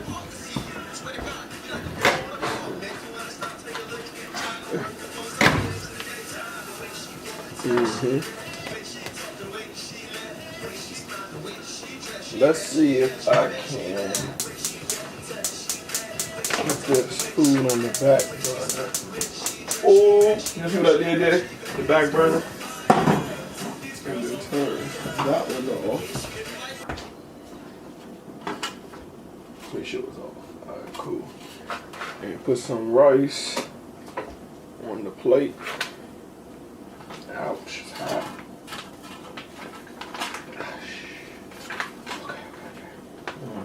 You want some rice? So yeah. No, I'm just asking. Huh? Alright. Oh shit. Look at that shit burnt through the motherfucking drink. I'm gonna have to be careful. Alright.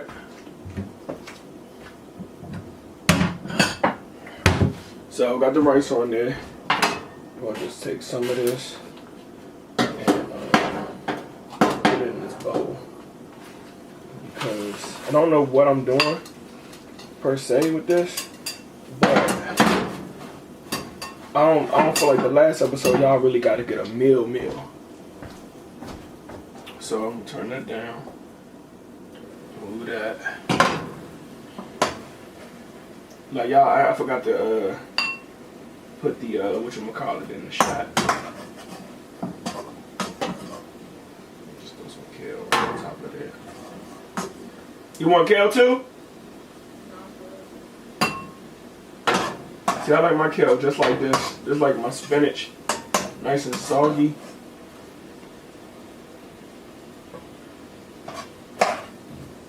Alright, so the kale is ready. Do that. Woo! It's starting to do that sizzle.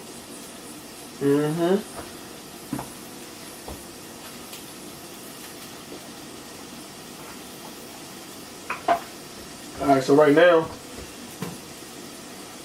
let me see the little thing. What little thing?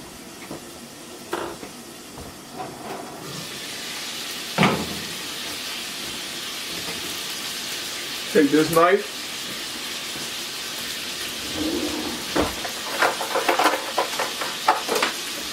And this baby fork.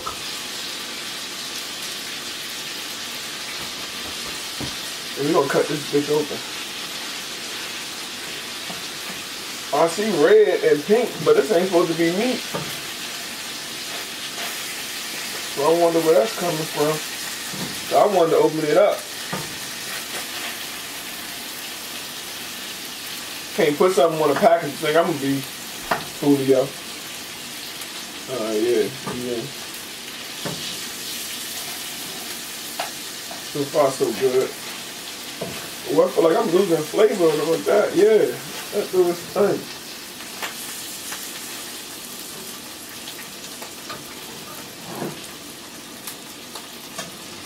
Let's get a little taste of that. Let me see. That's that taste like. A little bit of that. Don't mind if I do. Oh yeah. Yeah.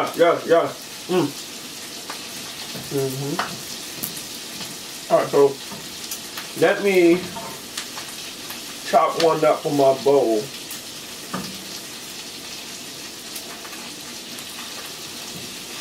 It's hot.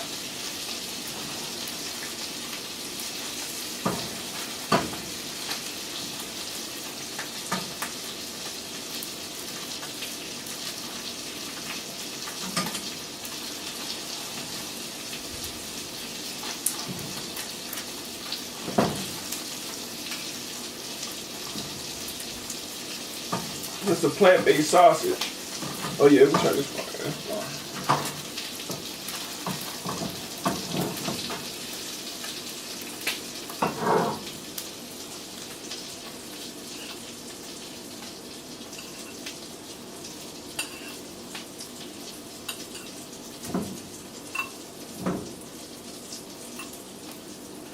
Alright, so that's one meal. Right? Boom. One meal. Second meal was the original meal. And I'm sorry, I got a little derailed. I was getting into it. Oh man, we breaking the buns up. That's how you, it's that good shit. Alright.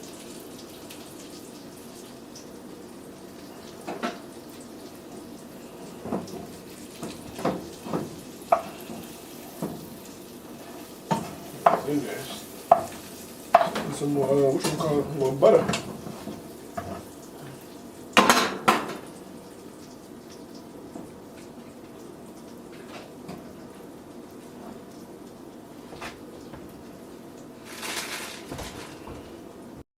But go to Giant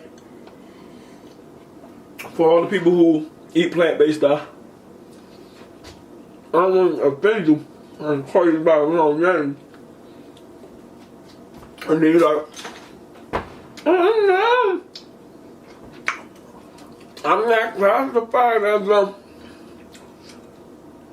So, this one's for you. Thanks for watching the episode of Struggle Meal. You got this one right here. Voila. And you can make a hot dog out of it. Thanks for tuning in to OTTV. And until next time. Before you ask about my day, I bet my smile every time I think about you. They ballin', they chillin'.